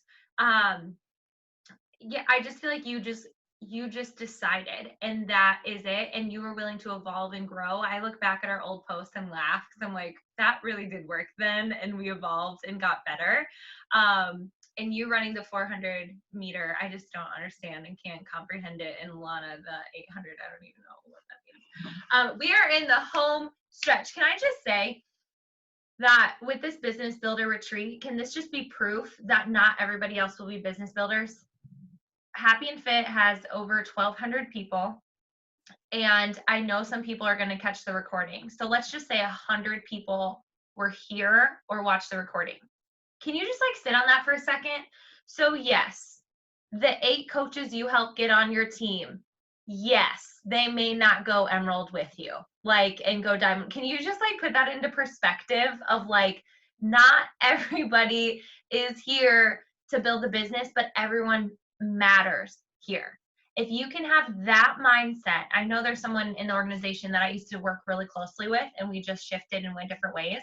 That I think that their mindset is like, why isn't this person doing this thing? Why? And I'm like, man, you're missing it, because everyone matters. Everyone is part of the story. We're all here. But if your expectation is that everybody is going to be a Kim Meyer, you are going to disappoint yourself every single time. But when you can look at it of like Lacey's perspective of the metrics of like, who can I celebrate for doing 2 workouts during, what did she say, season? Exactly. Where it's like the 2 people, the 2 workouts, right? Where I'm like, you just nailed it. Lacey, you just nailed it, right? She's even going to do chores. And she was here and gave. So I just want you to think about that in that perspective of, if you're letting yourself get defeated, do you hear Kim? She's like, I just don't get emotionally attached. Like you can't, it is just exhausting, because if you're going to get attached to that, you're going to get attached to the people who quit when you've invested a lot of time into them. I'm willing to feel more let down about that than about someone who's ghosting me and telling me no when they don't even understand.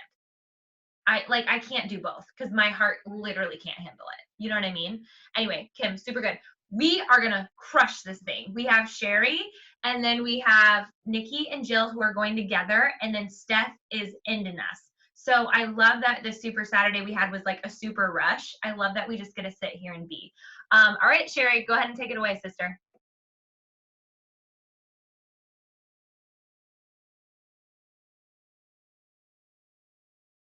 Okay, sorry. Awesome. I was talking and I just realized I was muted. So if you don't know me, I'm Sherry. I am the wife to Jacob, an aunt to 3 awesome little kiddos with a 4th one on the way. I'm an ex-athlete, was in sports all of my life. I am a high school teacher. I'm going on year 8. I am a 5th year college student now. After regular college, I'm still taking classes. You can add 7 more or 2 more onto that, because I'm taking 2 more years starting this summer.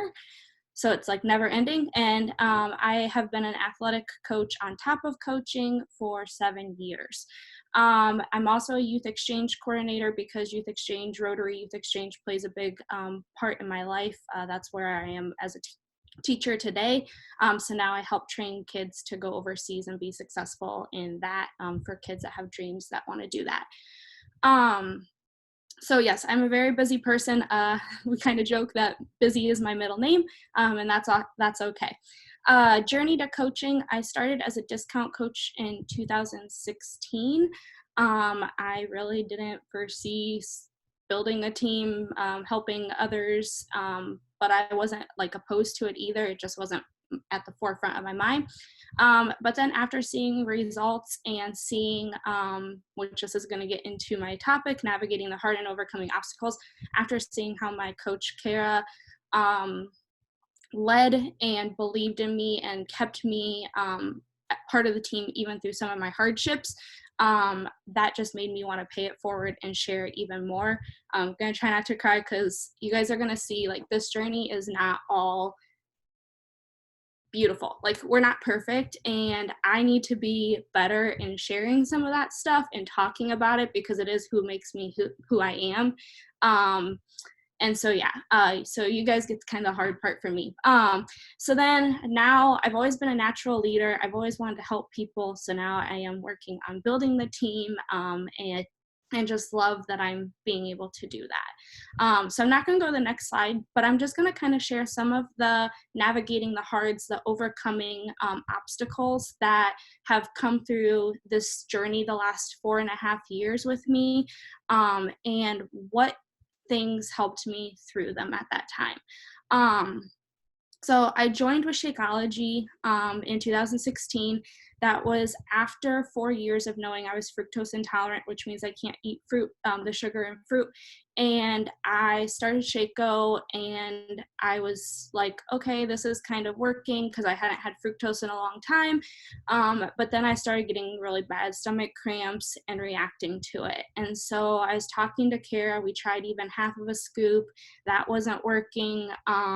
So eventually I went off of it, and I didn't do any products. But I was always paying the coach fee because I wanted to stay active in the community. And that was really hard because I was like, how am I supposed to share about this? How am I supposed to help others when I can't physically take the products? Thank God for Beachbody. They went to a new ingredient, a new formula, and now I can have it and I don't have any problems with it, which is amazing because it's just so good for vitamins and everything, and it curbs my cravings. So, but I wouldn't be where I am today if Kara if she would have given up on me. So my coach had a don't give up on me attitude, and I had a don't give up on you attitude. And I stuck with it in being hopeful that something would come around. And I talked about the workouts and other nutritional stuff I was doing. I eventually started to try the performance line. I was a little hesitant about it just because I knew about Shako and how I was reacting to that. But I started to do that, and then I could really talk about those products to people. And so I then transferred my knowledge over to that. Shortly after getting back into it, I was in a car accident on the way to coaching volleyball.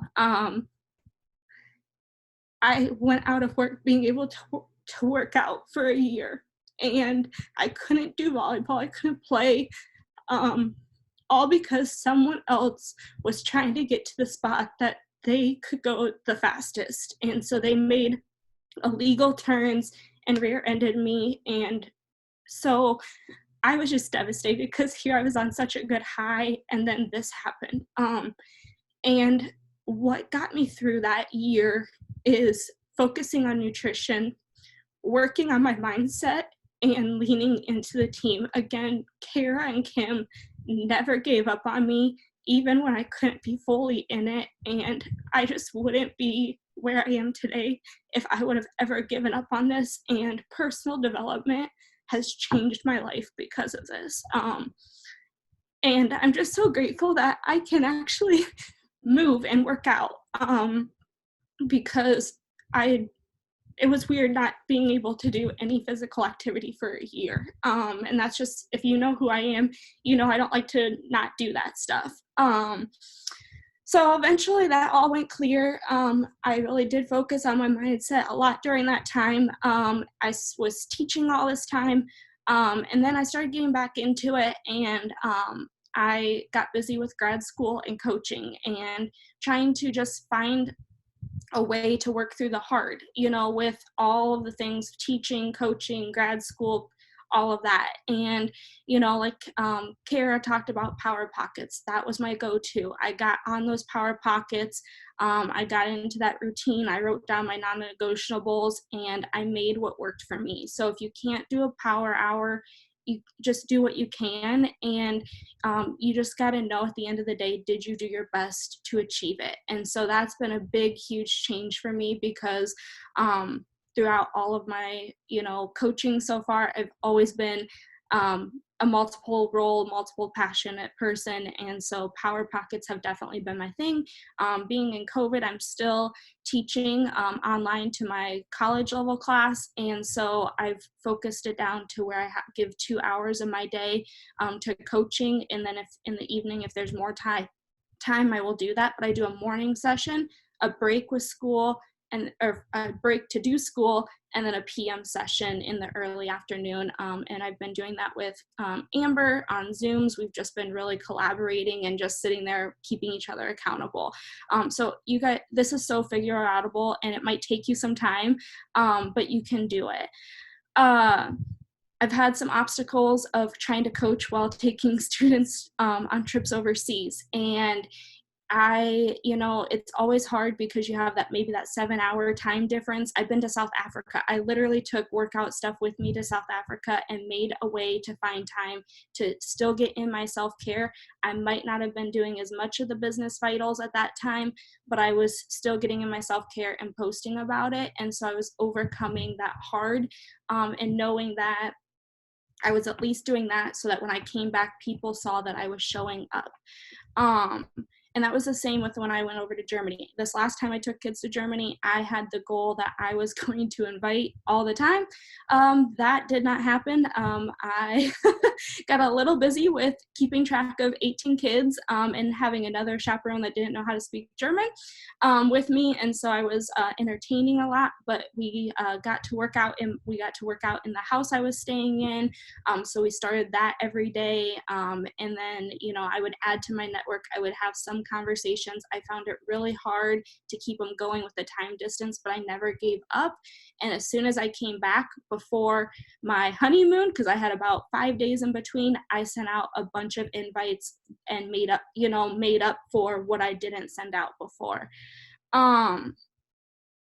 So that was kind of that. And then within this last half of the year, I've also had some kind of obstacles that I haven't really been open about because I couldn't at the time. But now that some of this is out in the open, I can. First one, I guess I could have said a long time ago, but I had some medical issues this spring that took me out of school for a little bit, and I was having subs having to come in, and as a German teacher that doesn't have a German sub, that's really hard to plan. So that kind of, my stress was with school and all of that stuff. I had kind of put coaching off a little bit to do that, but I was still getting in what I said I needed to. I might not have been inviting to my top number that I've always wanted to, but I would add, 5 people to the network. I would invite 5 people. I'd have some kind of conversation. So it might not be where you want that high number to be, but at least I was doing something to keep moving forward. And during that time, the issues that I was going through is we found out over Christmas that my mom and my brother were diagnosed with hypothyroidism. And I was starting to show signs of it, and so I was going through a lot of testing. Me and Jacob have been trying to have a baby for over a year now, with not really knowing why we aren't being successful. So we went through and hypothyroidism could cause that. So we were going through this testing to figure that out, all while kind of being apart from our family. Good news is we're all okay. Don't have hypothyroidism. We're both good. So we just got to, it's God's timing that's going to come down and do this. But my main thing with this, overcoming this hard, is lean in on your team. I mean, I talked to a couple coaches about it. I was not putting it out there, but I was talking to a couple coaches about it, and they were there to support me and keep me moving forward. As well as if you do have a season where your numbers have to go down a little bit, that's okay, as long as you're still showing up and you're still doing something of that. And then once you can get back to it, like right now, picking that back up. And then this last one that I've been navigating more recently is we have made some life decisions to leave our jobs and to start a new job where we're going to be closer to family. So I'm going to be moving to Cedar Rapids here in the next couple months. It's kind of crazy because of COVID. I didn't get to do my normal interview and see the school. So there's a lot of unknowns with that, as well as it was advertised full-time. In the middle of it, I found in the interview, I found out it wasn't full-time. And I had this huge thing about how I have a whole mindset that people are going to judge me if I'm not full-time. And, or how can you leave a full-time job to go to a part-time job and, put your husband to have to work more and stuff. And so I was just in my mindset and talking to people. They're like, dude, what could this do for your Beachbody business? My mother-in-law, who doesn't really believe in this, she was like, you'll have more time to help people in Beachbody. And I was like, that came from her, that came from my husband. I was just like, where are these people coming with this from? So that is super exciting because I am getting some of the support of it.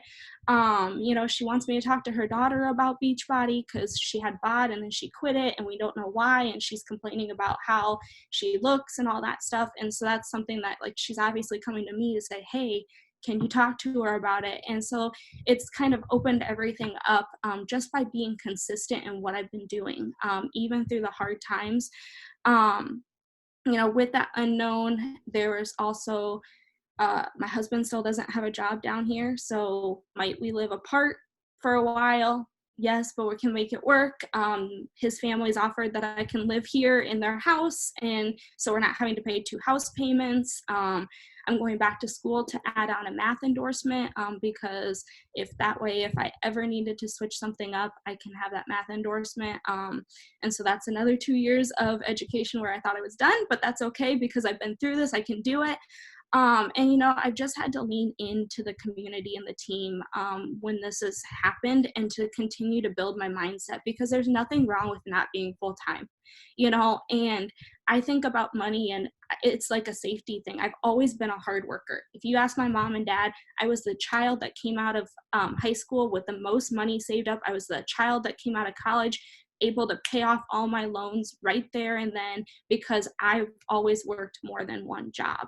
And they said to me, this is a blessing in disguise for you if you're not full-time because you've always worked so hard. Maybe you can finally enjoy something in life. And so I am not going full-time. I am sticking to the 2/3, the 0.8 that they're going to give me for right now and see where that takes me and just use that extra period of the day to invite, to work on classes, to get schoolwork done so that I can be more present at home, especially if we do start a family.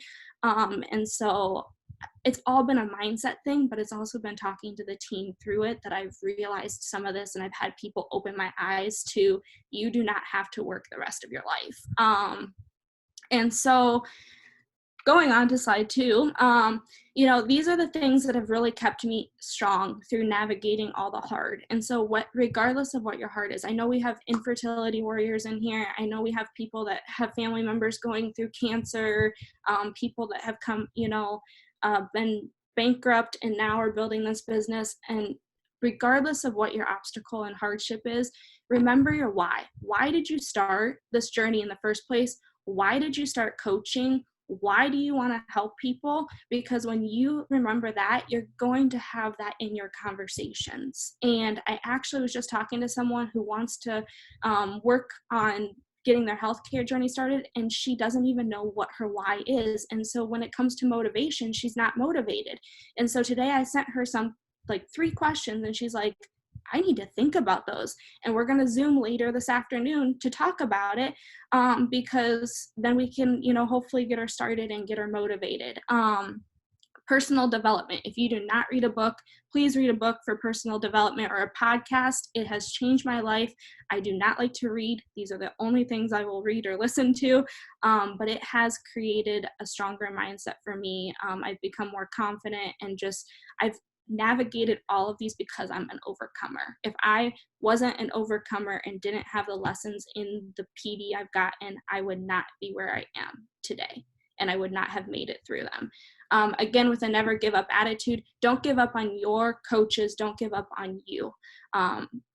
Kara, I would not be here without her today. I would not be where I am if she would have given up on me in 2016. So don't give up on people. Adapt it to the season of your life. This is something that you can do in every season. It might have taken me some time to realize that, but now I'm doing that. And I can't wait for this summer because I know I'm going to have a little bit more downtime. And so I'm just super excited about that to see what that can do in continuing for me to help others. This is progress, not perfection. You do not have to be perfect. We are not perfect people. Show that. Because the people you're talking to are not perfect.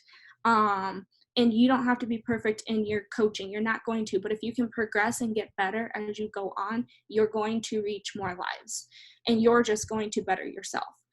The team, lean in. This community is what I've always needed. Kara knew that when I signed up. That is why she continued to believe in me. She didn't care if I wasn't buying Shaco. She still believed in me because she knew I needed the community as an ex-athlete and not as an athlete. And then believe in your faith, follow your faith, and believe and have faith in you. Without, believing in faith and having prayers and time with my husband, and digging into my devotionals, I would probably not be where I am today. But God put me through all of these things that I have had to overcome for a reason, and now I need to use that in order to help others. So I want to leave you with 2 quotes. If it wasn't hard, everyone would do it. It's the hard things that make it great, and a journey of 1,000 miles begins with a single step. So good. Never give up, Sherry. That's like the tagline. That's just it. Oh my gosh, I was in tears, and I'm so excited for you because also just time freedom, just being able to give yourself that gift is such a beautiful thing. Nikki's gonna share her screen, and then her and Jill are gonna go, and then Steph's gonna lead us out.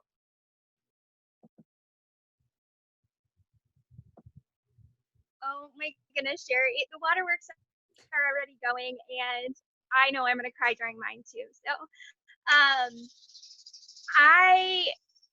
my name is Jill Brown, and just a little bit about me is I'm married to a handsome fella. His name is Aaron. We live here in Tipton, and I am a chaos coordinator of 3 littles, Kaiser, Zeta, and Roslyn.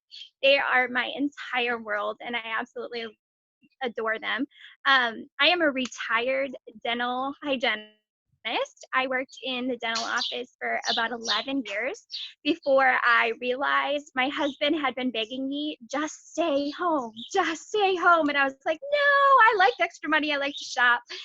And finally, it was Zeta was about 2, and I was like, I am just going to stay at home. So I always call myself a full-time mommy, part-time coach, still to this day, because I work coaching into my life at the end of the day when my babies go to bed, but I'm also a pocket coach. When they're playing, I'm sneaking in messages as I'm going.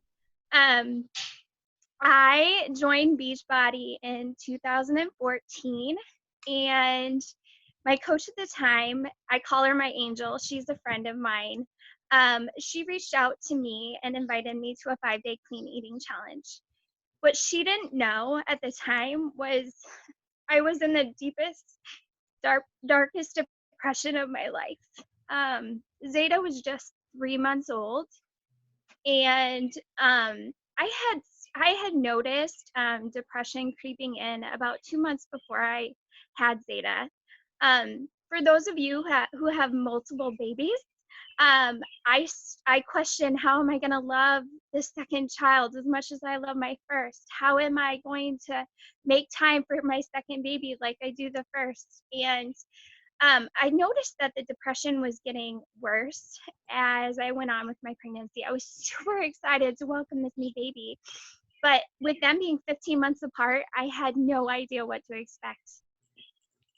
And when Zeta was about 6 weeks old, I went in for my checkup, and I did see Kristen post this on her page the other day. They ask you, all the questions.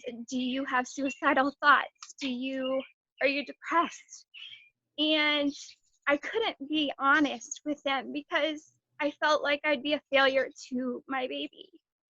And at that moment, they decided I was going to have the Mirena placed. And at that moment, I felt like my life went dark.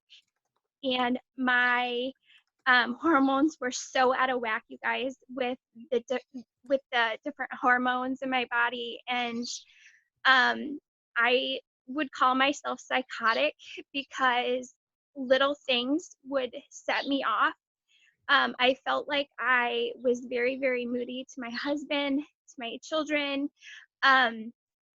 Now looking back, looking at all the videos, I realized I was a present mom, and I was so loving and so caring to my kids. But at the time, that dark cloud was over me, and I felt like I was a failure as a mom. And I ended up going into the doctor, and I was diagnosed with postpartum depression.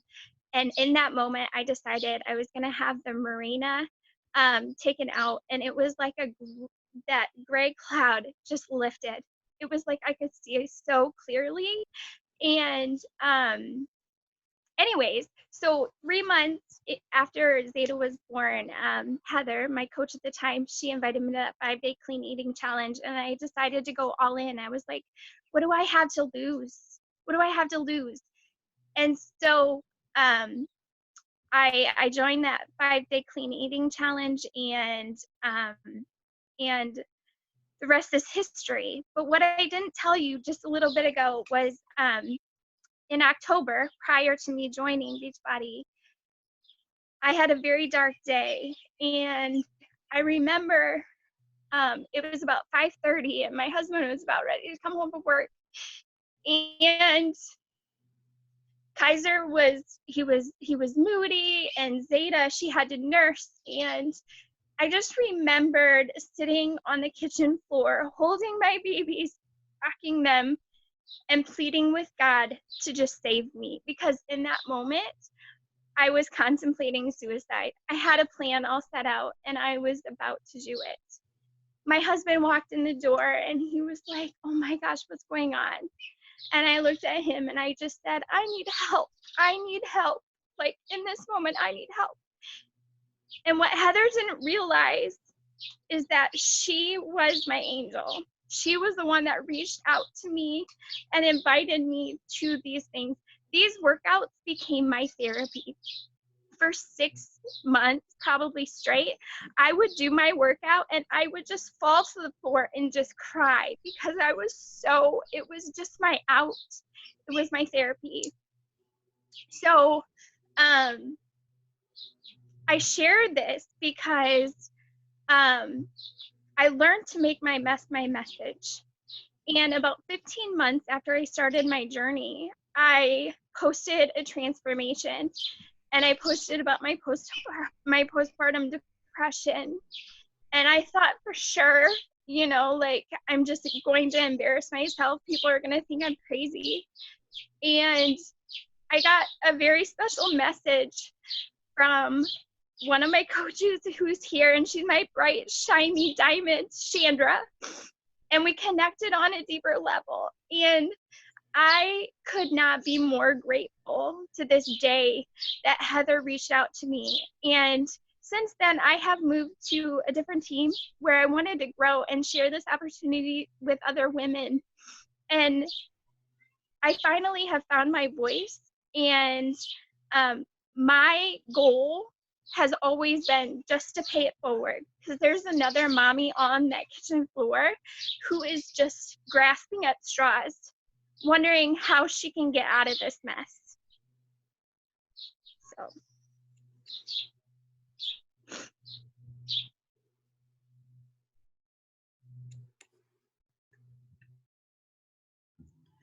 Jill, I love you, and I feel so honored that I get to partner with you during this little presentation.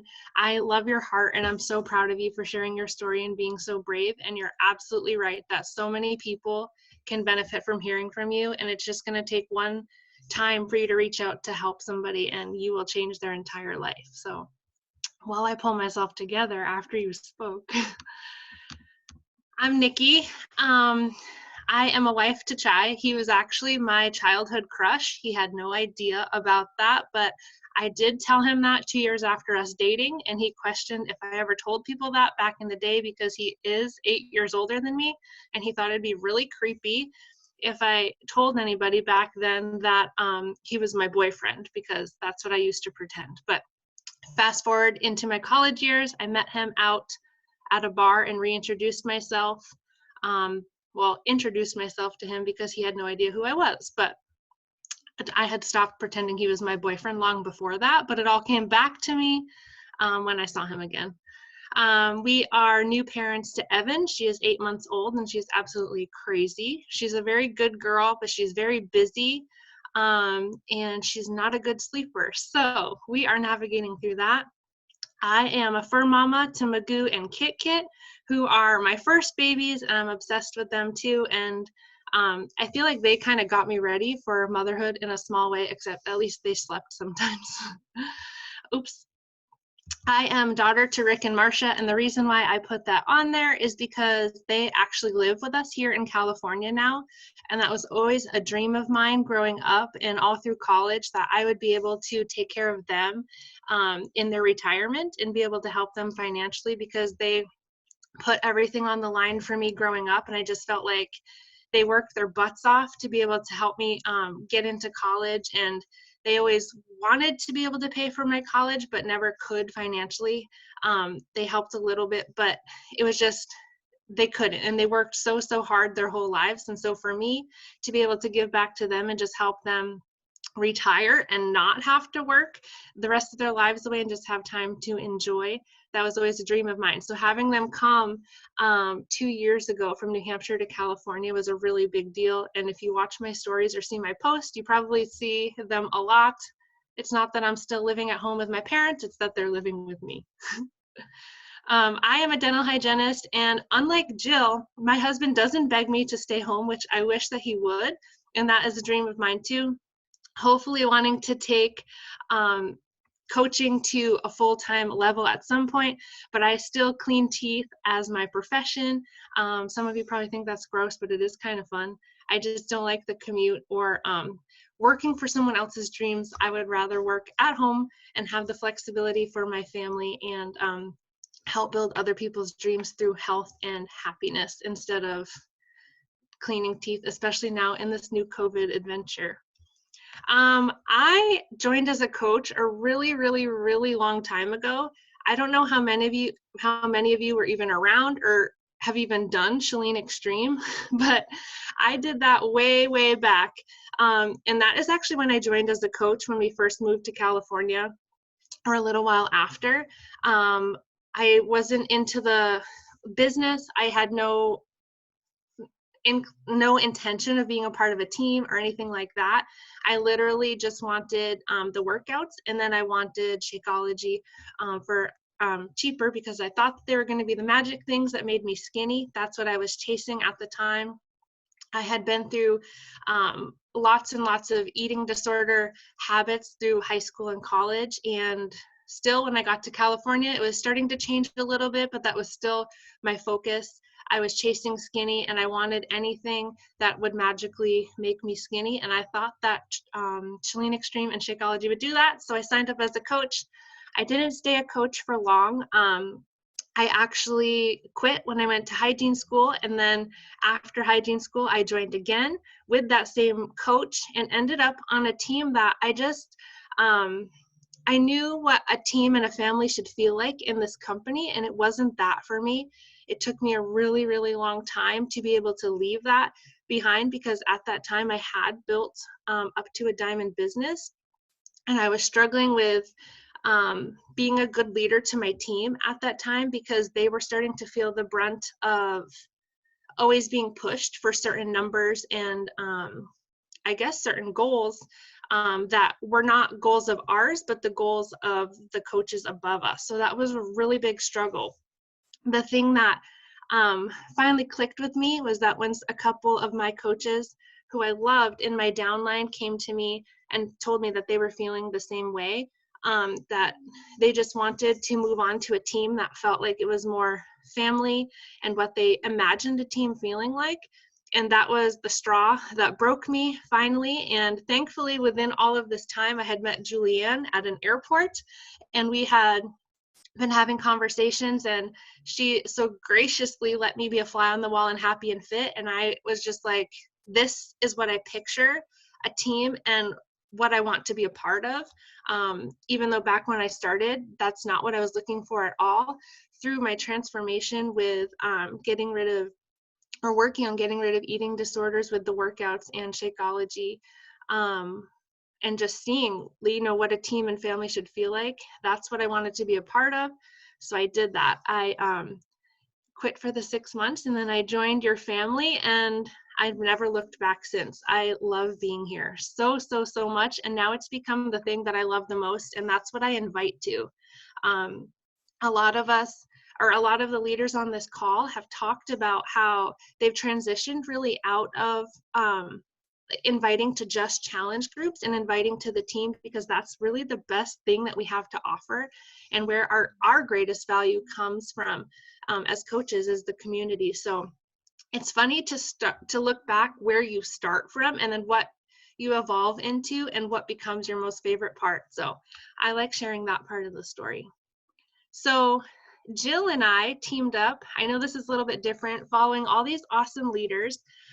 Jill and I teamed up to take on this presentation together. And the reason is because when we were speaking in a team meeting about what topics we were all going to cover, it's funny that when you're surrounded by a lot of incredible leaders and you look at them and you think they're so confident in certain topics, and wow, they're just so eloquent in the way that they speak, and they're so clear and can explain everything.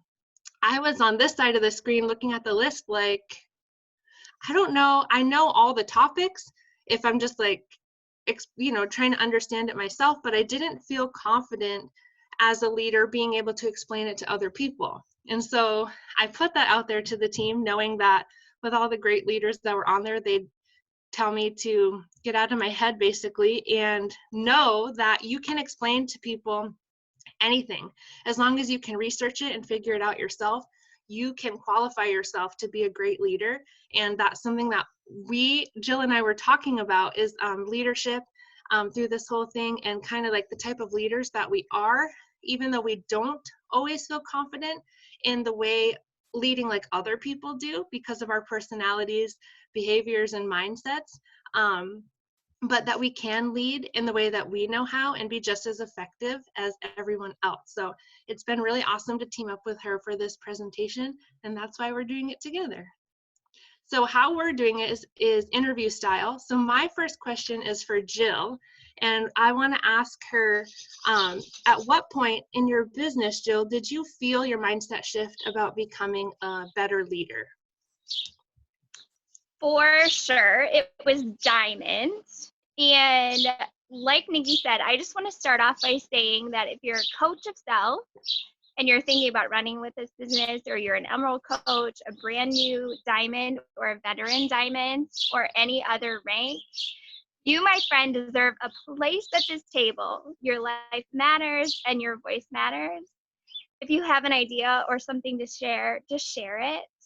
From my personal experience as an Enneagram 2, I have held back for so long for fear of judgment or self-limiting beliefs, and that doesn't feel good. Take the risk and share your heart for your team and everyone else to hear. It may be the momentum you need to push further in this business. This was a big step for me today, and I just want to thank Julianne for hosting this retreat. But when I hit Diamond, all of a sudden, I thought I had to have all of the answers. I felt that I had to lead these huge, elaborate calls on my own. And for some reason, I felt like I had to show up differently, when in all reality, I was already a great leader. I was showing up for myself and others and creating a team built on compassion, faith, and trust. And that is what my team needed the most, was for me to be real and authentic. I just needed to show up and be me. Instead of thinking I needed elaborate calls, I encouraged my team to plug into our upline with Julianne.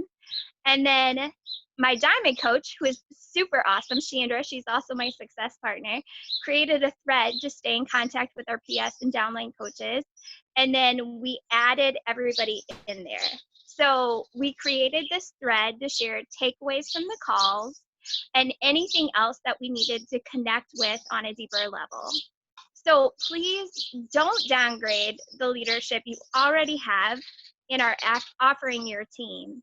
Lean in and know that you are going to learn and grow with them. You don't have to have it all figured out. You don't have to know all the answers. Just know when you show up with heart and consistency, your leadership works itself out. Share what you are doing, share how they can find you, and they will follow suit if and when they are ready. So Nikki, what made you feel like you had to be more or do more as a leader? I feel like I always pictured feeling like I had to change my leadership kind of at different ranks, but I think what it really comes down to is how I shared that I had been a part of other teams in the past, and it didn't feel like the way that I thought it should feel. So I feel like my leadership style and like what I felt like why I would have to do more or be more is because I never wanted a coach to miss out on the opportunities that I have now and have felt with our team. I guess I just feel like, you know how we say the team matters. You've heard a lot of coaches on this team say that the team that you're on matters. And I just always felt like my style plays more into wanting to make sure that my coaches are having a good time and feeling like they do have a place and that they belong. And that's kind of where it started. For me, I guess when I became an emerald, it stepped up a little bit just because you have that rank advancement, I guess. And then of course, when you hit diamond, you start to get into that more leadership level because you have more people to help out and more people to mentor. But I just feel like feeling like you have to have more of a leadership role or do more, I guess it just started at the beginning with every single person that I added. I just wanted to make sure that they knew I was there for them and they could ask me questions and I'll help them, but also that they would just see the type of leader I am is that, you know, I'm showing up and doing exactly what I'm expecting them to do with the self-care and showing up on team calls and things like that. I guess that I don't know if that answers your question, but I feel like That was so good. My past experiences with coaching is kind of what started my idea of what leadership should look like. And then of course, once you get on Happy and Fit and see all of just the different leadership styles from everybody, but how well everyone works together, it's just really good, a really good thing for me to see and to be able to follow and to plug my own coaches in, kind of like what you said, Jill, that we don't have to reinvent the wheel and create all of these awesome new calls and, you know, all these elaborate team pages until our teams grow a little bit more, but we have an awesome place on Happy and Fit to be able to plug our people into so they know and can get to feel what we've felt from our community. I hope that makes sense. For sure. That was so good. My next question for you actually is really awesome because we had that team call the other night with the Enneagram specialist, which was super cool. If you guys didn't check that out, listen to the recording because it was awesome. But it kind of leads into my next question for Jill, which is do you feel like your personality plays a part in the type of business that you run and your leadership? Yes, absolutely. And honestly, that Enneagram meeting was exactly what I needed. So if you guys have not listened to Tuesday's call, jump on it. It was so good. I have felt like I've been hit and miss on how fast I've built my business, and I've really gotten in my head about it because I've set goals and missed them several times over. Like 2-star, it's been on my list forever. I'm still going. I'm just moving a little slow. I will get there. I know I will because I don't give up. It's still there. We're 1 star on Thursday, and we're working hard. But during that meeting, I asked Jessica, I said, does your Enneagram number have any inkling on how fast you move your business? And her answer was absolutely. And I just want to share this because we all have strengths. We all have unique leadership styles. We all have challenges, but we also have blind spots and opportunities for growth.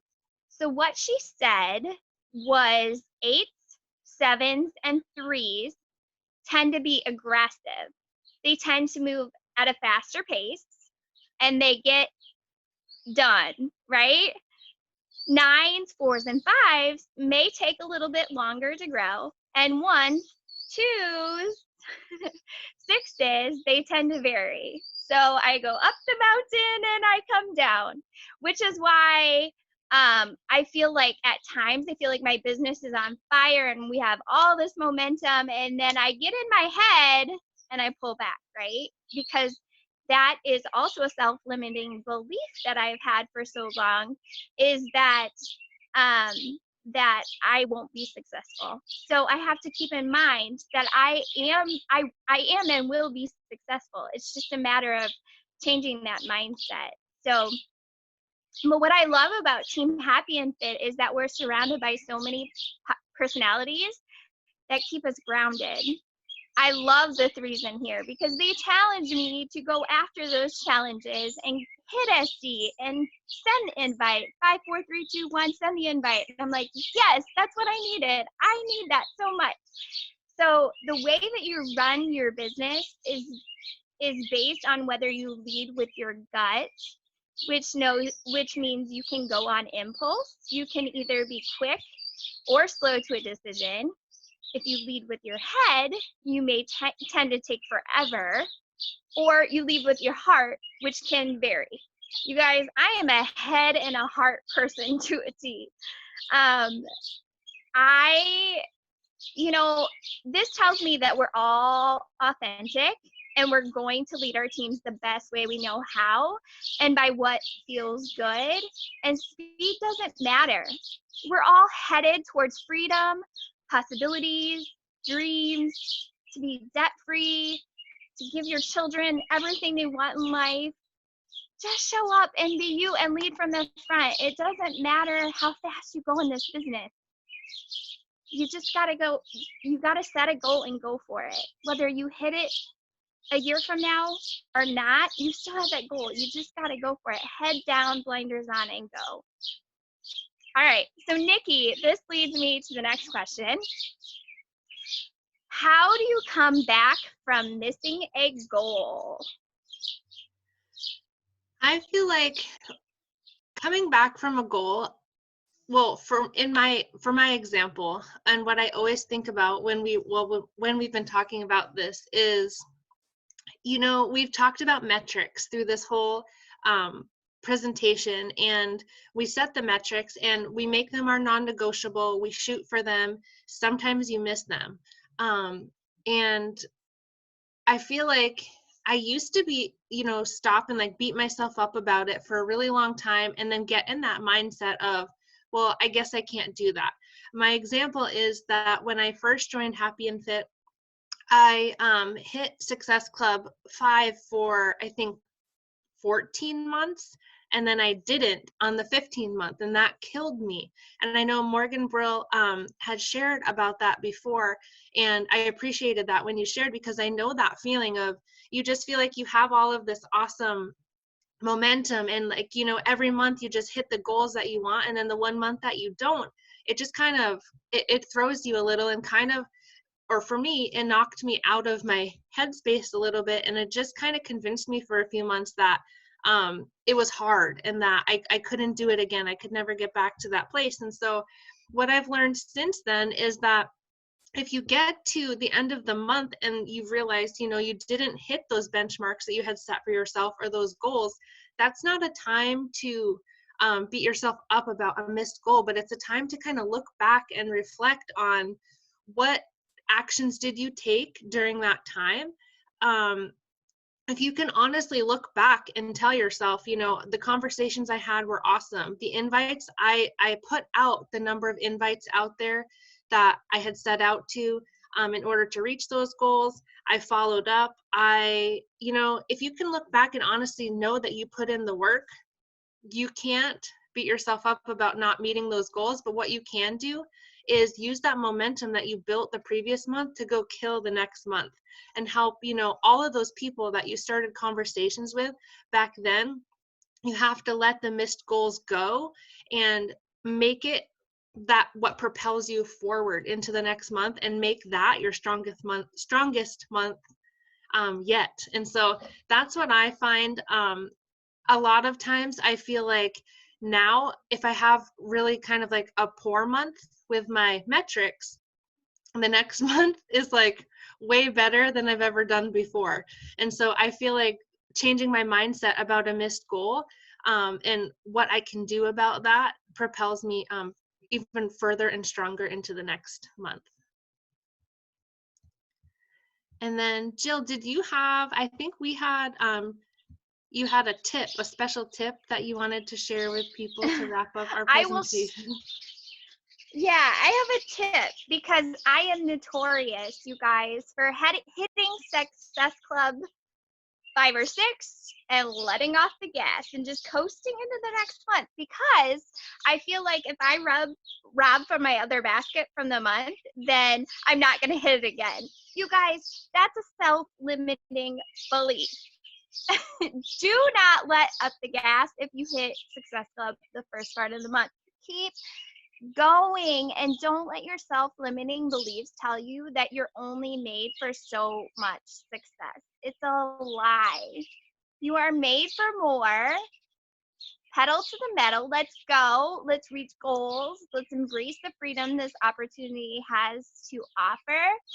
And Nikki, I don't know if you have a little tip, but I just wanted to thank Julianne for believing in us and giving us the encouragement to speak and use our voices, to step out of the shadows and sometimes share our hearts, because there's so much growth in that. And just thank you. Nikki, if you have a tip or not, I don't know. I think my tip that I thought of kind of while we were speaking, and when I shared last time on the Super Saturday video, I had shared, or the Super Saturday meeting, I had shared about how when we do these public speaking events and I have to talk, I kind of black out for a little bit because I'm so nervous and get really fumbly. But I think that my tip for people would be that if you have a goal to be a leader on the team, take advantage of these times when you're asked to speak on a call or invited to speak on them, and just do it. If you're scared or not, just do it. Even if you black out like I do and don't even know what you're saying anymore, take advantage of it, because we can always grow and get better. And that's with everything, not even public speaking, but if you have the opportunity to grow and move forward with things in your life, I say do it. You're amazing. You two are amazing, and thank you for sharing. I think what's so important is that anyone can do this, and you just have got to have the confidence in yourself. Like, it's all mindset. And the fact that you two are just navigating your way through, especially if you're missing a goal or feeling all up in your head and all the things, but it's just trusting that process. And so we value your stories, and thank you for your vulnerability. I know that moved a lot of people, and I'm just so grateful to know you both, and I know that everyone else is as well. All right, Steph, you are closing us out. Nikki, if you could stop sharing your screen, Steph is gonna send this one home, and then I'll close this out. You all are making it through. Let's go, Steph. Okay, so before I share my screen, if I could just say, we're gonna have a little drink to celebrate the finishing this off. And I think we've also reached a point in the day that if you have a hat on, you should probably turn it backwards, because a lot more rock star that way, right? Okay, so I am gonna share my screen with you. And just like a shout out, there's still 44 of you guys still on here. And I'm gonna do my best to like bring it home and bring up the rear and give you guys the energy that you deserve, because you've been on here for so long. And shout out to all the husbands like mine, who I was like, oh, I should be done at like, 1 o'clock, and he's like still outside playing Super Soakers with the kids.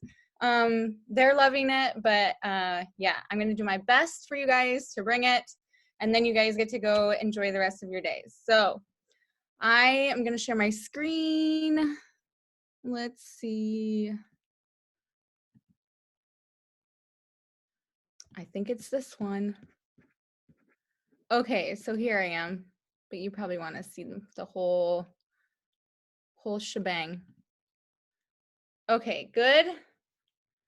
All right, so I'm Stephanie Moeller, and I am here to talk about building your brand and just give you some social media tips. I am not an expert at social media, but I love to play the game. And so first off, about me, I am a wife to Dan.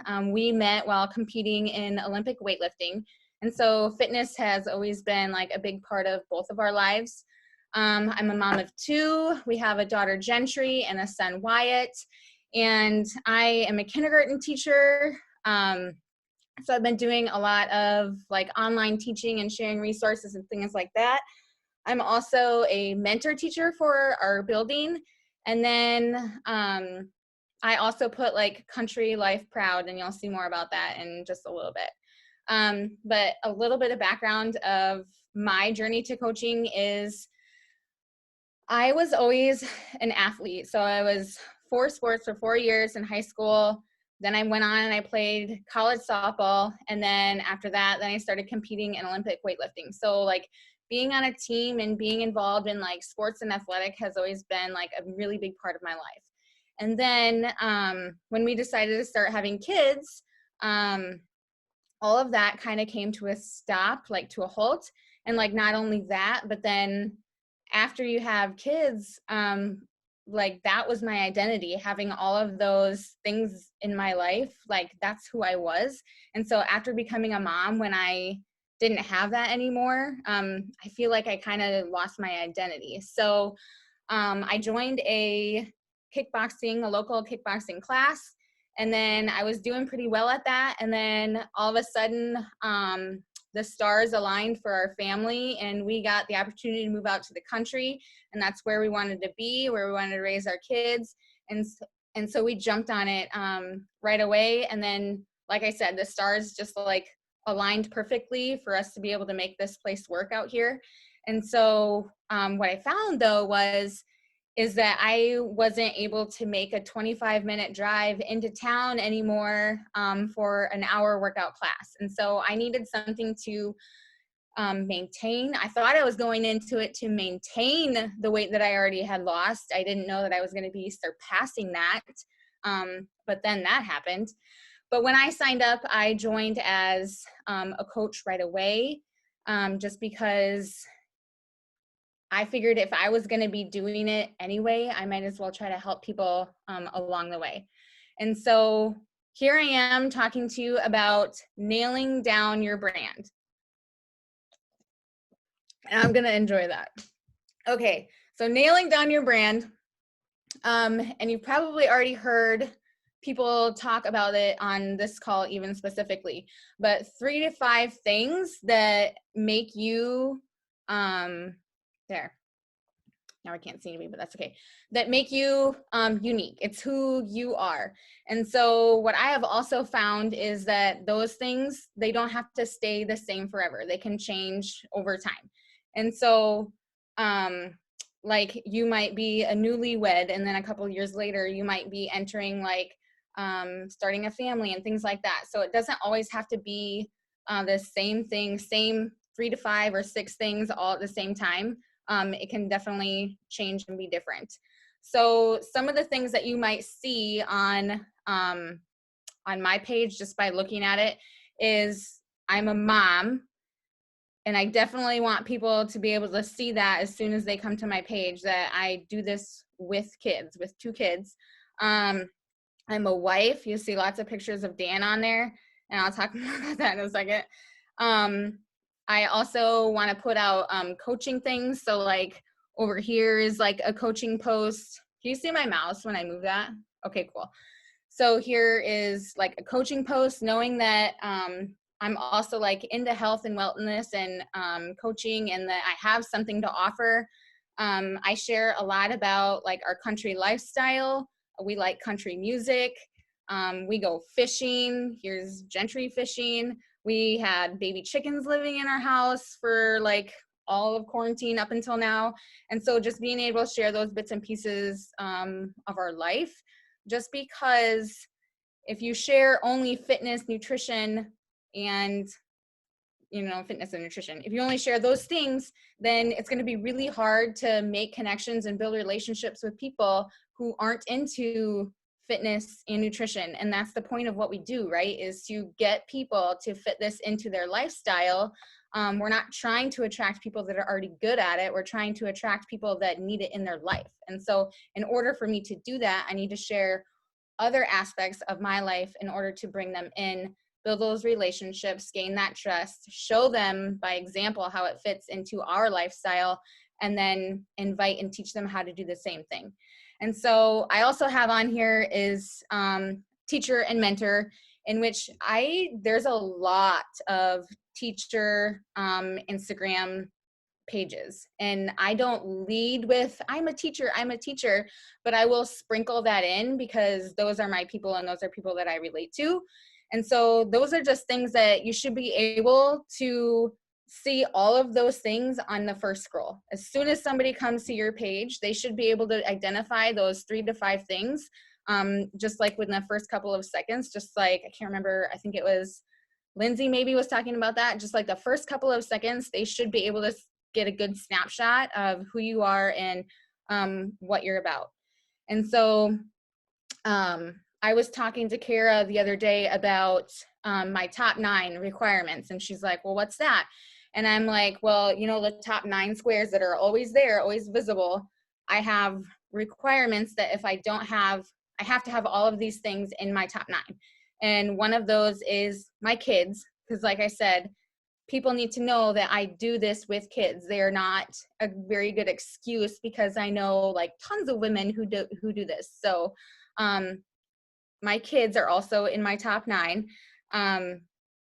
I always have a side-by-side in my top 9. So whether that might be like a full-on transformation post like this one over here, or like over here was my 10 rounds results, I always try to have, and there's one more over here in my lovely swimming suits, but I always try to have like a side-by-side within the top 9, because when they come to my page and they get that first snapshot, they need to know that like I'm on a journey. They need to know that I have a transformation, and then that's what I have to offer to help them.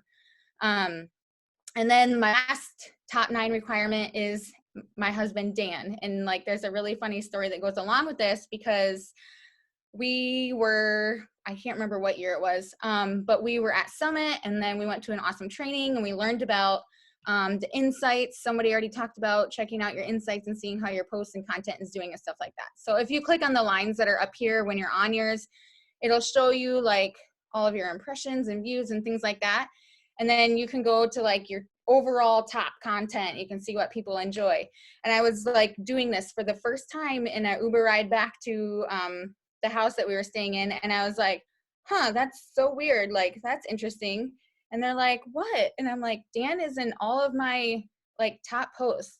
Like, he's in every single one of them. And it's like, well, okay, so this is going to be a family business. He's going to be in my top 9 requirements because people enjoy him, I guess. So, and he is really fun.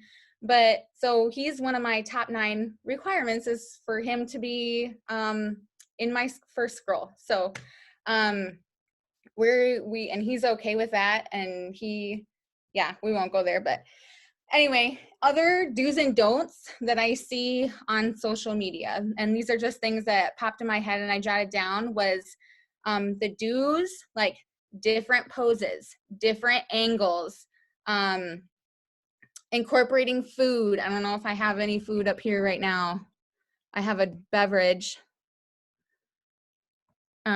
Incorporating your nutrition, different backgrounds. And so like if you're going to take a mirror selfie, maybe don't use the same exact mirror every single time. Like find a different mirror in your house, or when all of this stuff is over and you can go back into stores and things, like take a picture in front of the mirror in the store. Like I've done that before.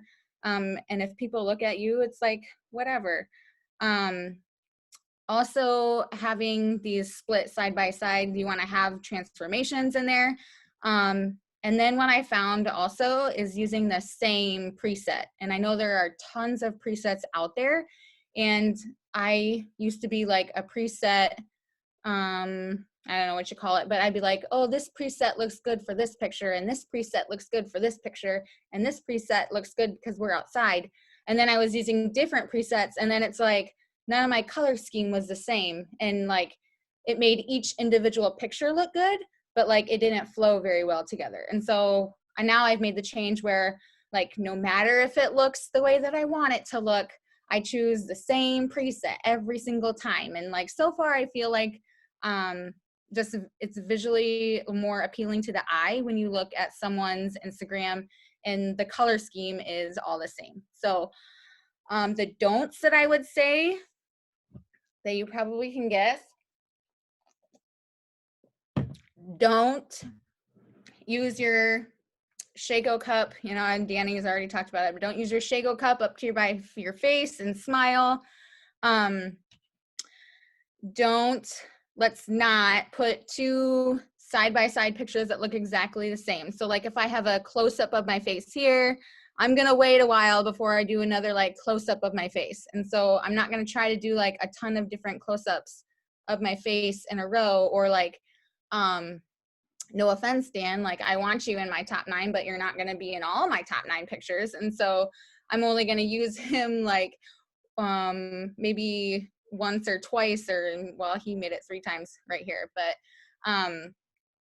I'll even tell him like after a workout, or if he comes home from work, I'll be like, I need you for a picture today. Like that's just the line I drop, and then he knows that it's coming.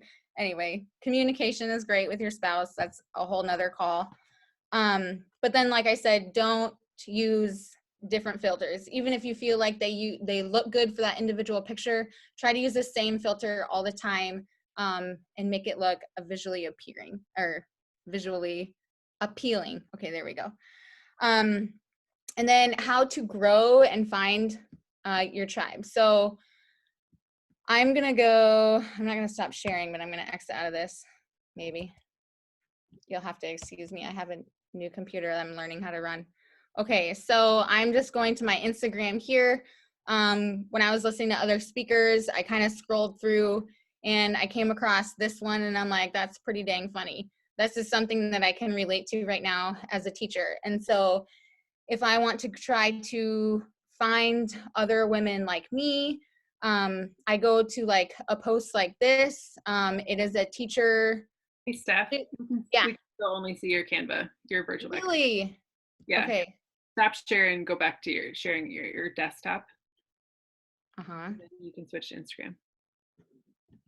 Oh, that's not helpful. Is that good? Thank you. Okay, so here's this chick. I don't use her as like teaching resources, but I'm like, hey, I can relate to you and I can relate to your people. This is funny. I like to be funny sometimes. And so I will go to like a post like this, and then instead of just going to her, okay, I usually do this on my phone, not on a computer. Okay, so I scrolled, I found this, it's funny, this is something that I relate to. And then instead of going to just all the people who are liking it, I go to the people who are already commenting, the people that are already engaging with her. And that doesn't mean that I just go follow all of them. Okay, so here's this girl, she's got an interesting last name. She's from Texas, teacher. If you don't know me, I follow Granger Smith, he's from Texas. I'm gonna go ahead and add her. And then maybe we'll have that connection. But I always kind of just go through and skim, hey bud, and see how many followers they have. Sometimes if they have like a ton of followers, I might be like, well, I'm not gonna follow you because you kind of have, looks like you already have like a different agenda or something that you're working on. I can follow her. I don't know if this is a very good example, but I'm trying to find somebody that like might not be a really good fit. Oh, you're not a good fit because you're a dude. I'm not gonna add you. And usually I try to find people who also have not a private account. Her. Okay, but she also has like a ton of followers. So like I might follow her for a little bit, but let's say I find this account I'm gonna go ahead and I'll probably like 5 or so of her photos. And then if she has something that I really connect with or think is like funny, I might drop a comment on there, something about science to make some kind of connection with her. But I found this, not this in particular one, but all I did was find that first meme that was funny about teaching. All I did was find that first just by scrolling, but there's other ways that I will go through and I'm gonna go back to this. You can use like some of your favorite brands. And so like I like the B brand. I don't recommend using the B brand because that's led by a coach and a lot of other coaches follow it, but that's just an example of like a brand. We also follow like Yee Apparel is a brand that I enjoy. And so I go find like-minded people by using brands. I also use locations. And so if we're in a particular place or a particular restaurant, I might go see who else also likes that, and then go through some of the people and see if it's someone that if it looks like someone that I could be able to connect with or be friends with. And then friends of friends is huge. And so if I find friends of mine on Instagram who are not coaches and they have like a few likes on one of their pictures, I'll go through and I'll see like, they're friends and I'll be like, oh, now when she gets a notification from me that I'm following her, she's going to be like, oh, so-and-so follows her too. Like she must be a good person to follow. And so using the friends of friends has also been, a good way to grow my Instagram and my page. And then when you find the people, like I said, you probably like 5 of them or so, comment on a picture, or if they have stories, go watch their stories and then comment on one of their stories. That probably sticks out more than commenting on one of their pictures. But what I find helpful is the people who are already interacting on Instagram are the ones that are more likely to interact with you back. And so I will typically go follow people Monday through Friday. And then Sunday is the day where I go and unfollow people.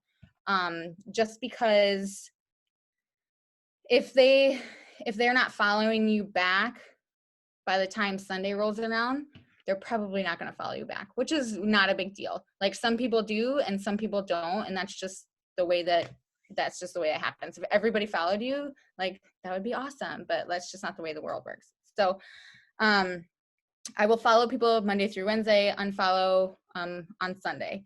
And I'm just going to say that just posting and using a set of hashtags is not going to grow your following. Like that's a part of it, but you have to be the one to encourage people to come to your page. And so posting and using the hashtags are helpful, but that's only like the first step. You have to go get the people and then have them follow you back to your page.